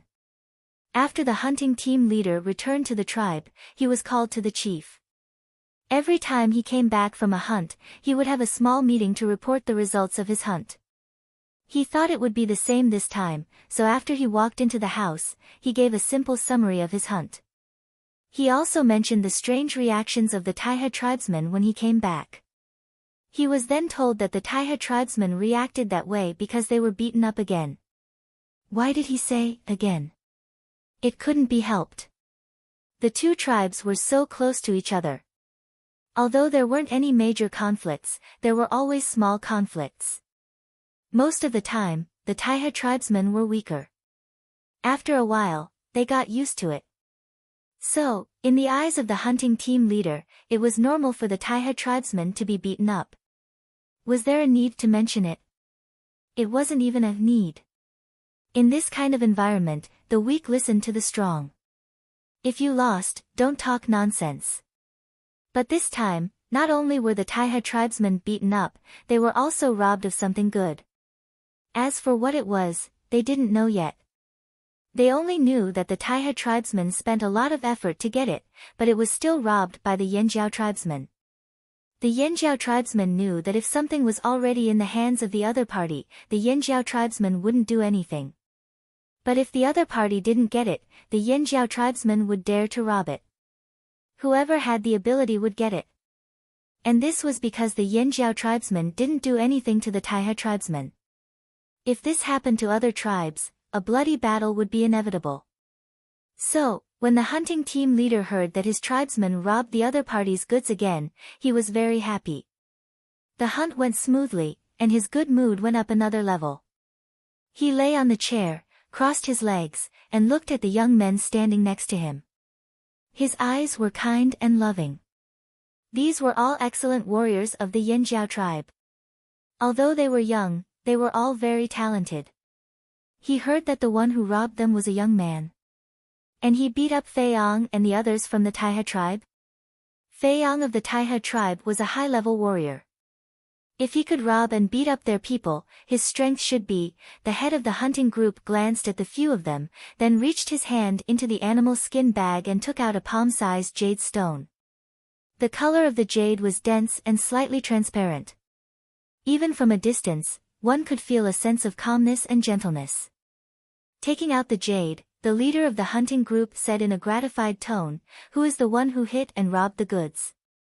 Come out and let me praise you. I'm so happy today. I'll give him a piece of jade that I got by chance during this hunt."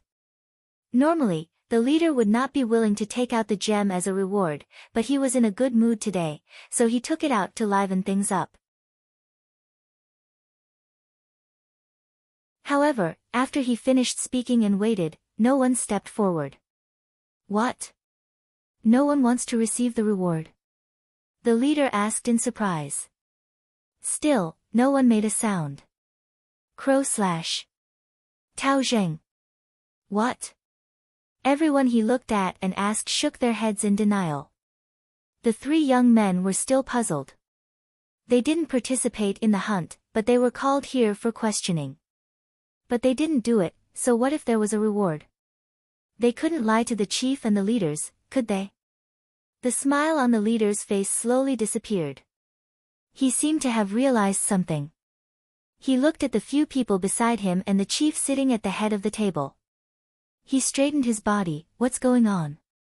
Only then did he realize that the atmosphere in the room was a little strange. When he was called here, he was too excited to notice. Now that he had calmed down, he realized that everyone was serious. Including the chief and the shaman, they were all silent. Looking at their expressions, they seemed to be thinking about something important. Guang Yi, tell us, what's going on? The leader looked at the people beside him. A middle-aged man sitting next to him sighed and said, although we were very happy when we heard about this, after asking, we found that no one admitted it. That means, this might not have been done by our people. Guang Yi sighed. How is that possible? How could this not have been done by our people? The leader was confused. The others glanced at him, thinking, what does he mean by, how could it not have been done by our people? Is this all the Yanjiao people can do? But, this really needed to be investigated. Could it be that someone is pretending to be a Yanjiao person? Or are the people of Taihe lying and blaming us for this? Asked the leader of the hunting team. The chief sitting at the head of the table shook his head. From what I know, the possibility of them lying to us is not high. No matter what, we must take this seriously. An old woman with a head full of silver hair and many accessories sitting beside the chief said in a low voice. Don't tell anyone else about this for now. We'll talk about it after the investigation. The chief said. Seeing that the chief and shaman had spoken, the others nodded, yes. The meeting was adjourned. The leader saw Guang Yi leave and called out, Hey, Guang Yi, where are you going? I still have something to ask you. Go ask someone else. Guang Yi walked in front without looking back. He waved his hand impatiently and continued walking. Seeing this, the leader could only ask someone else to find out more about this incident. This was really strange. On the other side, after Guang Yi left the chief, he walked with his head down, wondering who was behind this. Was it a Yanjiao person? Or was it the Flaming Horn bloodline that had been left behind? The possibility was not high. Unknowingly, Guang Yi had left the residential area of the tribe and walked to the border. It was quiet here, suitable for thinking. When the Yanjiao guards saw Guang Yi, they greeted him and left. With Guang Yi here, they did not need to patrol this area. Plus, Guang Yi seemed eager for them to leave. Guang Yi only gave a casual to the guards and did not look at them. It was the same whether he looked at them or not. Guang Yi continued walking until he reached the river at the border. They had dug this river themselves. Although it was not big, it kept some beasts away. It was the tribe's first line of defense. Since he was here, Guang Yi did not plan to leave immediately. He sat down and stared at the sparkling river under the setting sun until he heard footsteps. Guang Yi was very strong. Even the leader of the hunting team might not be as good as him. His hearing was even better. When he heard the footsteps, he became alert. He stopped thinking and stared at the forest on the other side of the river. Rustle, rustle, rustle, someone was walking around. Who would be walking around at this time of the year? Guang Yi was confused. The hunters had returned. The patrols would not be on the other side of the river at this time of the year. Then, who was it? Rustle, rustle, rustle, the footsteps grew louder. Xiao Xian stepped on the wet grass. Although he thought he was mentally strong, he could not help but feel nervous. The closer he got to Yanjiao, the harder it was for him to calm down. Were the other half of the Yanjiao people the same as the Yanjiao he knew? Was his temperament as he had imagined? Would there be other drastic changes? What kind of attitude would they have towards him? After all, the two branches of the tribe had been separated for 1,000 years. As he thought, he walked out of the forest. Xiao Xian saw the person on the other side of the river. It was a middle-aged man wearing clothes made of cloth and animal skin. He had a short beard and a muscular body. His skin that was exposed outside his clothes was dark. His back was straight and he stood steadily. However, he gave off the feeling that he would attack at any moment. The man's eyes narrowed. He looked sternly and oppressively at Xiao Xian on the other side of the river. When he saw the man, Xiao Xian's first thought was, "I've found you." As for Guang Yi, he frowned when he saw the young man. He scolded him sternly, "What are you doing outside at this time of the year?" Xiao Xian. He had thought of all possible reactions when he saw a tribesman. The only reaction he did not expect was this. Seeing the confusion in Xiao Xian's eyes, Guang Yi said sternly, "What are you waiting for? Come here." Guang Yi walked back a little and kicked a tree as thick as two people into the river. Looking at the tree floating in the river and the uncle's scolding gaze, Xiao Xian thought, "Forget it, I'll go over first." He jumped up and landed on the tree.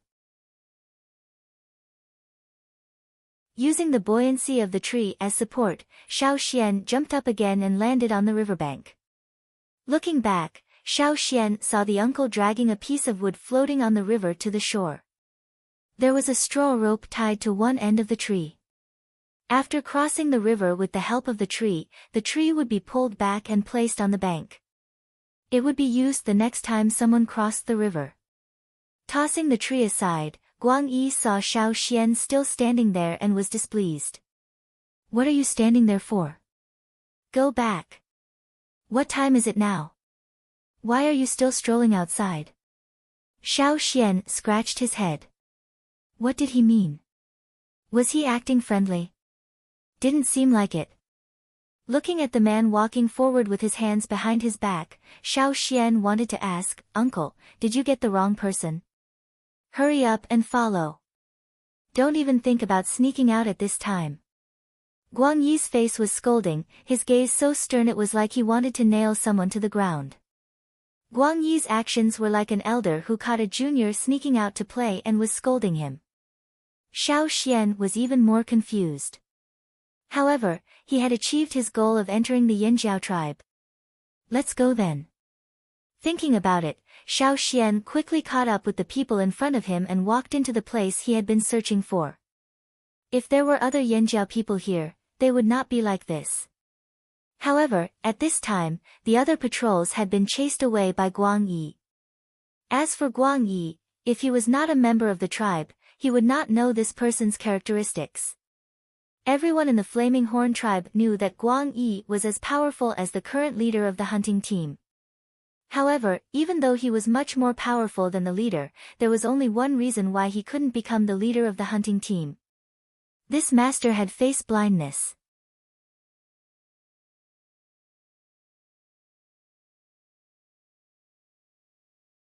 Chapter 372. Guang Yi had encountered a problem he didn't know how to solve. He couldn't think of a solution, so he wasn't in a good mood today. He didn't expect to meet a young man wandering around so late at night. Guang Yi couldn't remember people. The number of people in the tribe he could remember could be counted on two hands, and they were all old friends he had known for decades. If it was anyone else, Guang Yi wouldn't be able to recognize them. But with Guang Yi's special status and power in the tribe, this shortcoming was nothing. He himself was not interested in being the leader of the hunting team, because he thought it was too troublesome to recognize people. He wanted to remember the hundreds and thousands of people in the hunting team every time they went out. To him, this was a huge problem. Usually when people greeted him, he would respond, but he couldn't remember their faces. However, he could still tell if they were from the tribe. If they were from another tribe, Guang Yi would be able to recognize them immediately even if they weren't in disguise. This was a common aura that belonged to all tribesmen, just like how the long-clawed monkey could tell that Xiao Xian was a Yinjiao from his aura and presence. Even though Xiao Xian wasn't using his totemic power, there was a subtle connection between Yinjiao people. Anyone with a bit of sensitivity would be able to tell. Guang Yi couldn't recognize people, but he was sure they were from the tribe. When he first saw Xiao Xian, he thought this kid was disobedient. He should be scolded for wandering around outside when it was time to return to the tribe. If he still didn't repent, he would have to do it himself. You young people, seriously. Don't always think you're so strong. Do you know how many fearsome beasts there are in the forest? Do you know how many fearsome beasts even I am afraid of? Not just fearsome beasts, but other dangers as well. Can you handle them? Why is the tribe out hunting this time instead of hunting? Because it was impossible for one person to hunt alone. Do you think you're stronger than Duo Kong? Let's take a step back. Do you think you're stronger than Wu Zhan, Tao Zheng and Zhui? As he spoke, Guang Yi turned to look at Xiao Xian to see if he had any impatience, disapproval or any other expression. Xiao Xian's expression changed to one of respect when the man turned his head. He didn't know who Duo Kang was, nor did he know who Wu Zhan, Tao Zheng and Zhui were. But based on his experience, under these circumstances, the best choice was to listen obediently. However, the names that the man had just mentioned were definitely famous people in the tribe. Xiao Xian memorized them. Seeing Xiao Xian's attitude, Guang Yi's dissatisfaction, but he didn't finish scolding. You peoples is arrogant. Arrogant. Disobedient. Do you think you're? If you meet an adult mountain lion, cave bear or other large fearsome beasts, how many lives do you have? Even the smaller ones can easily keep you in the forest forever. For example, the long-clawed machete monkey that made Taiha suffer. One of them can easily kill you. Xiao Xian was originally obediently listening to the lecture, but when he suddenly heard the name, long-clawed knife monkey, he thought of the one he had caught before. He opened his mouth and was about to say something when he saw the person in front of him staring at him. That expression seemed to say, "You still want to quibble?" After some thought, Xiao Xian remained silent and listened attentively. Guang Yi was satisfied and continued scolding Xiao Xian for not following the rules and acting on his own. Xiao Xian followed behind Guang Yi and walked in. The Yanjiao tribe's second line of defense was a wall made of large wooden stakes and rocks. There were people guarding the entrance. Seeing Guang Yi bring a stranger in, they were curious, but since Guang Yi didn't say anything, they didn't dare to ask. When Guang Yi brought Xiao Xian in and out of earshot, the guards began to discuss. Who was the person Guang Yi brought in? Someone asked. I don't know, but with Guang Yi here, we don't have to worry. Although Guang Yi was face-blind, he had never brought an enemy into the tribe before, so they weren't worried. While listening, Xiao Xian paid attention to the surrounding scenery and layout. He didn't expect to enter the tribe so easily and in such a way. It was really unexpected. The layout here wasn't too different from what Xiao Xian knew about the Yanjiao tribe. The central living area was on a mountain, but it was just a small mountain. There were a small number of plantation fields around, but only a small number. There were also animals in captivity around, but they were all small animals that looked docile. It seemed that the people of the Flaming Horns tribe mainly hunted. However, from the bronze weapons in their hands and the cloth clothes they wore, they must have been trading with the outside world. Seeing that they were doing well, Xiao Xian was relieved. At this time, the sun was about to set.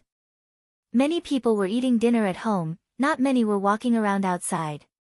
These people were also curious when they saw Xiao Xian's unfamiliar face. However, when they saw Guang Yi, they swallowed their curiosity and wondered if he was from a family up in the mountains. There were so many people in the tribe, they couldn't remember all of them clearly. They were only familiar with those who lived in this area. After scolding, Guang Yi remembered to ask for Xiao Xian's name. What's your name again? Xiao Xian's heart tightened and he said seriously, I'm Xiao Xian. He waited for Guang Yi's reaction. Guang Yi stopped in his tracks and tilted his head slightly as if he was recalling something. Then he said with a look of realization, Oh, it's you. Xiao Xian. Who are you thinking of now? You've got the wrong person, you know. Actually I. Xiao Xian was interrupted before he could finish. Alright, go back. Don't think about running away again. I'm watching. Guang Yi said impatiently. He looked at Xiao Xian as if to say, stop talking nonsense. You're such a busybody. Xiao Xian didn't know what expression to use. He felt like the misunderstanding was getting worse. However, a misunderstanding was a misunderstanding. Xiao Xian wanted to see what would happen if this misunderstanding continued. Xiao Xian didn't know who this person thought he was, but he heard people calling him Guang Yi on the way here. Judging by their attitude, this person must have a high position in the tribe. Guang Yi brought Xiao Xian to a wooden house. Although he couldn't remember faces, he remembered clearly whose house it was. Go in. Don't think about running away, Guang Yi gestured with his chin. The door to the house was open. Xiao Xian walked to the door and scratched his head, wondering if he should greet the owner. Creak, a window opened on the other side of the house. The person inside saw Guang Yi but couldn't see Xiao Xian because of the angle. Guang Yi also saw the person by the window. He pointed at him and recalled something. I'm Zhao Ming. Uncle Guang Yi, why are you here? The person inside asked excitedly. Everyone knew Guang Yi and many young warriors admired him.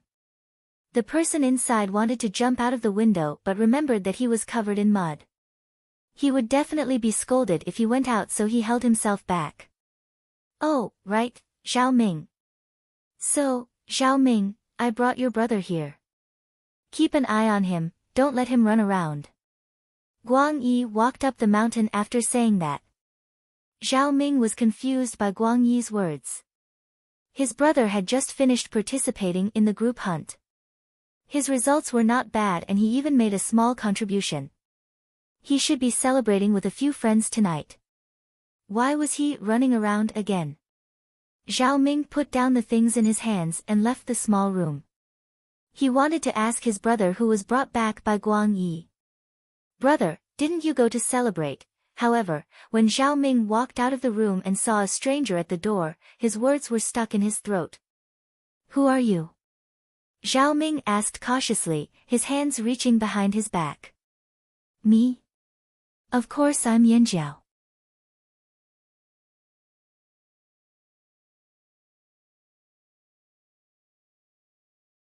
Chapter 373. What kind of answer was that?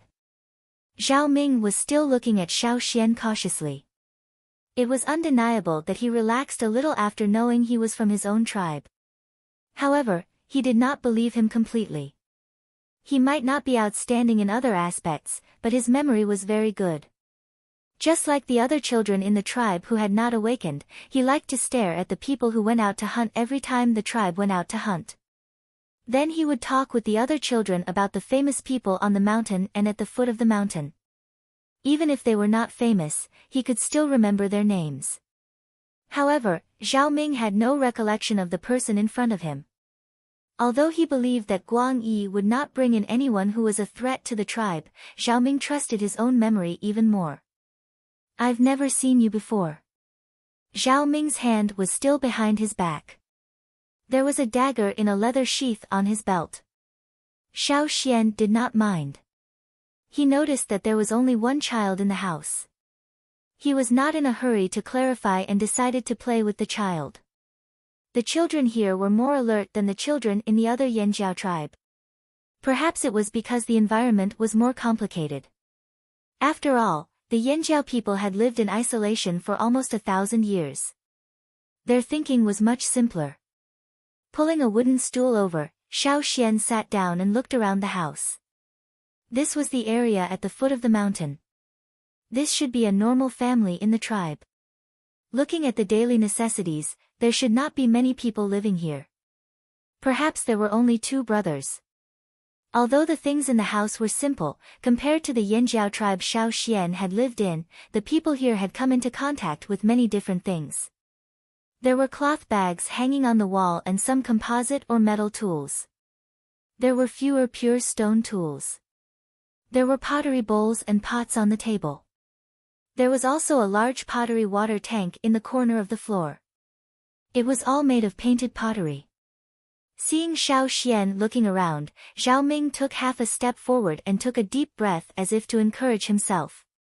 His voice grew louder. Who are you? I'm Xiao Xian. Xiao Xian. Never heard of you. Are you really from Yanjiao? Zhao Ming hadn't awakened yet, so his abilities were limited. His senses were not as strong as Guang Yi and the others, so he couldn't tell if Xiao Xian was Yanjiao or not without his totemic power. He couldn't even tell if Xiao Xian was Yanjiao.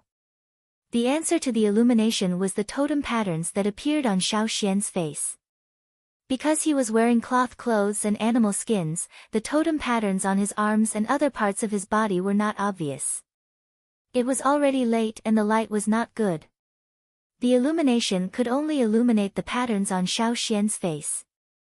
The totem pattern was a very powerful proof. It was more useful than 1,000 words. Seeing the totem patterns on Xiao Xian's face, Zhao Ming finally let out a long sigh of relief. His speech was also much easier. Where do you live? I've never seen you before. Also, why did Guang Yi bring you to my house? Zhao Ming pulled over a square stool and sat down. He asked Xiao Xian. I was wandering outside when Guang Yi caught me. He asked me who I was and I told him I was Xiao Xian. Then he brought me here. Xiao Xian shrugged helplessly. Does your brother look like me? Zhao Ming shook his head. No, not at all. But Uncle Guang Yi can't recognize people and he gets names wrong. My brother's name is Xiao Quan, not Xiao Xian. So he was face blind.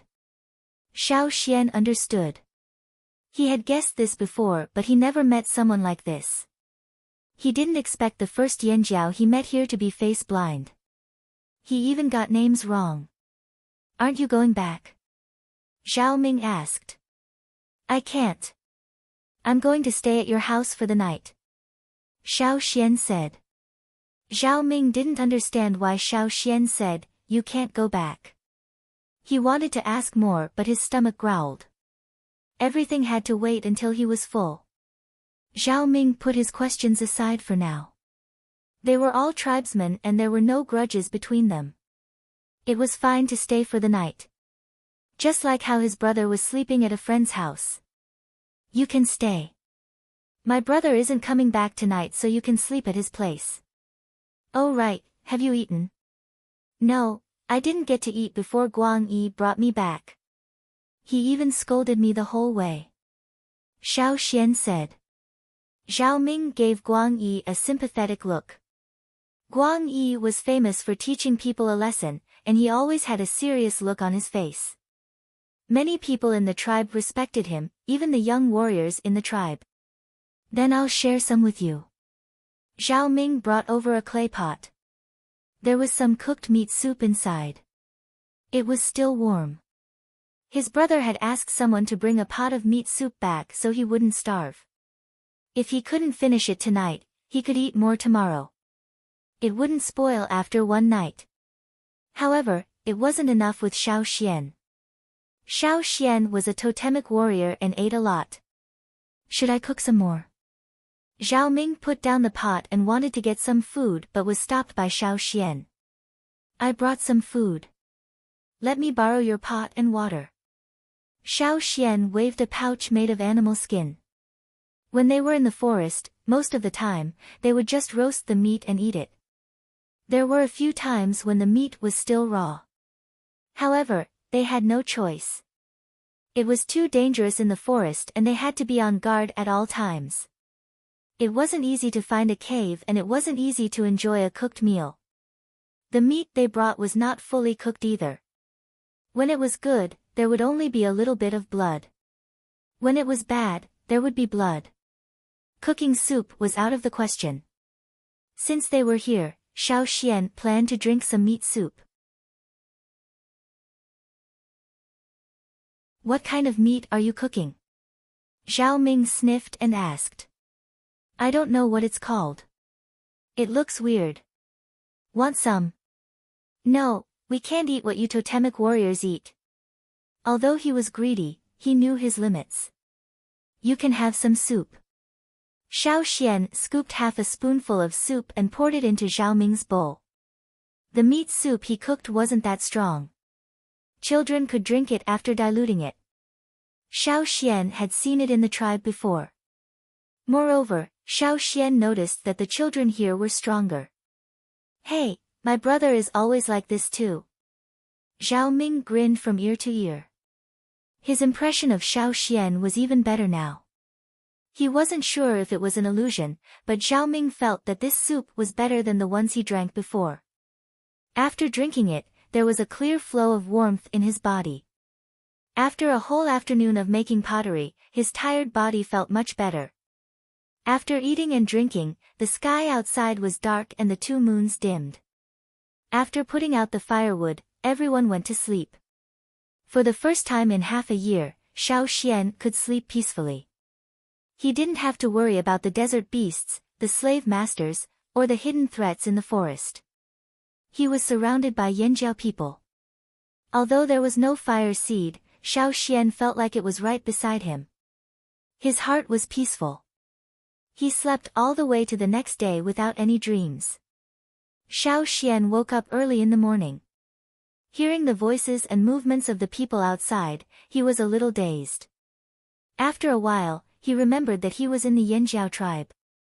It wasn't the one he was familiar with, but the one he had been looking for.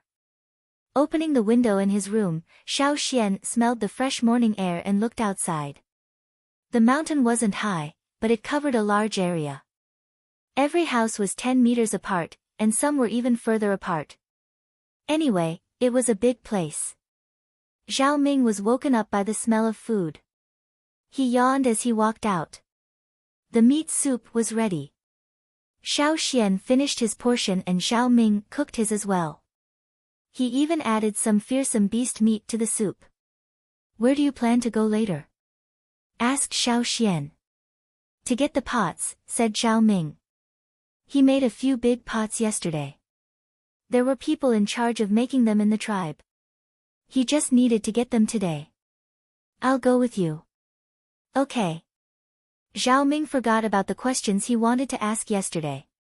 He was busy drinking the soup. After licking the last bit of meat off and putting away the things, Zhao Ming brought Xiao Xian to the place where the pots were. No one was allowed to enter the place where the pots were made, especially curious children. It was easy to get into trouble. So after the pots were made, the person in charge would place the pots on the ground outside for each family to take their things. Seeing Xiao Xian's unfamiliar face, many people were curious. They asked Zhao Ming a few questions, but when they heard that Guang Yi brought him here, they stopped asking. Zhao Ming made 2 big pots and 5 pots yesterday. When he found his things, he found a broken piece of pottery on the ground. There were words written on it. 2 out of 5 pots failed. Thank goodness the pots didn't break. Not every pottery would be successfully fired. There might be some mistakes in the pottery making process, which would affect the result of the firing. Zhao Ming was not satisfied with the result. Xiao Xian's eyes swept across the potteries of various sizes on the floor. They were categorized according to the families. Those that were used for illumination were placed together. If they failed, the person who made them would write on the broken pieces. There was no need to worry about taking them by mistake. Every pot had pictures or words written on it. Some had their own names, while others had other symbols. For example, Zhao Ming's pot had the word Zhao written on it. No matter whose pot it was, the pictures and words all had one thing in common: totems. The bottom of the pot or other parts of the pot would have a 2-horned flame totem and the word Yanjiao written on it. The words on the pots were not the ones used by the slave masters. They were the ones Xiao Xian had been exposed to since he was young. It seemed like the people of the Flaming Horn tribe had never forgotten this language, nor had they put it down. Zhao Ming wanted to take them a few times, but with Xiao Xian's help, he could do it in one go. He put the small pots into the pot. Xiao Xian carried one on each shoulder. Ah, there was a roar. Xiao Xian looked in the direction of the sound. Hearing the roar, Zhao Ming's eyes lit up. He said to Xiao Xian, "Let's go take a look." The hunting team brought back a lot of giant beasts. "My brother's giant beast is over there." The spoils of their hunt were also divided according to the number of people. Who got the prey was up to them. Therefore, according to the rules, the giant beast over there also had a share of Ming Ming's family. When the time came to slaughter it, they would be able to get a lot of meat. Children who had never participated in a hunt were always curious about the giant beasts. Zhao Ming was no longer in a hurry to go home. He pulled Xiao Xian over to show off. After all, this was his brother's work. It's a dinosaur. Zhao Ming was very excited. It was rare to get such a giant beast. Xiao Xian looked over. A giant beast was tied up by thick vines. It was lying on the ground. There was a circle of thick wooden stakes around it. However, these wooden stakes were mainly used to stop people. It was very difficult to use them to trap a giant beast in the forest. This was also why the giant beast was still tied up. The children around them climbed onto the wooden stakes and looked at the giant beast. They excitedly discussed how much meat they would get and which part of it they would get. Based on the shape of the dinosaur's head, it looked like a ferocious crocodile or lizard. Especially when the dinosaur deliberately stretched its skin, the cracks on its face made it look like a savage predator with a cold gaze. However, it was different below the head. There were no thick scales. There was only a thin layer of fur. The dinosaur's head was big and looked heavy. When it came to competition, it would use its head to fight. Its tail was short and heavy. When it stood, it could maintain its heavy body's balance.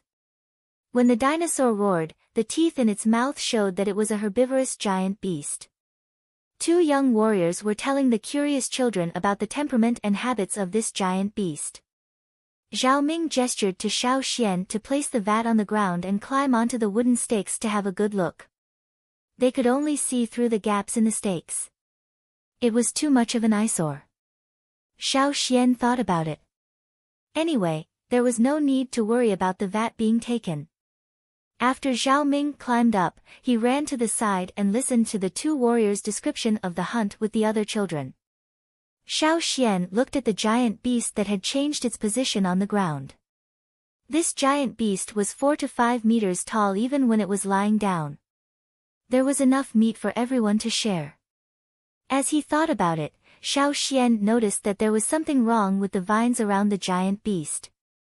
He was a frequent user of vines. Naturally, he could tell that one of the loops where the vines were tied was broken. It was slightly loose. "Hey, you two over there. The dinosaur is about to bite off the vines," Xiao Xian shouted. The two young warriors who were talking excitedly were displeased with the sudden interruption. But when they heard Xiao Xian's voice, they quickly looked over and noticed the anomaly. "Get down." One of them waved at the children on the stakes and blew the wooden whistle. They were used to situations like this, so they did not panic. They knew that if what the man said was true, the two of them would not be able to handle it. The dinosaur knew that it had been discovered. It opened its mouth wide and bit down on the vines. Its body suddenly stretched and its powerful jaws moved. Bang! Xiao Xian heard a cracking sound, followed by a high-pitched roar of a beast. Zhao Ming and the other children quickly slid down the stakes and left without looking back. This was the battlefield of the warriors. They would only be a hindrance if they stayed. Zhao Ming ran a few steps and realized that he had forgotten something. He turned around and did not see Xiao Xian. Instead, he saw two large vats beside the stakes. Just as he was thinking about whether he should go back and look for it, Zhao Ming suddenly heard a thunderous boom. The ground shook because of it. The roar was gone. Everything seemed to have returned to normal. Zhao Ming did not hear any movement from the warriors guarding the vines. He swallowed his saliva and bravely moved forward. Through the gaps between the stakes, he saw the giant dinosaur kneeling on the ground. Its head was already smashed into the ground. Its hind legs were kicking as if it was trying to pull its head out. But it seemed to be powerless. You're tuning into the Blissful Bookshelf YouTube channel. We're so grateful for your support and don't forget to subscribe to join us on this incredible journey through captivating stories. Your generosity through donations truly makes a world of difference, as it's the primary source of revenue that allows me to expand and enhance this channel for you. Thank you from the bottom of my heart for being a part of this adventure.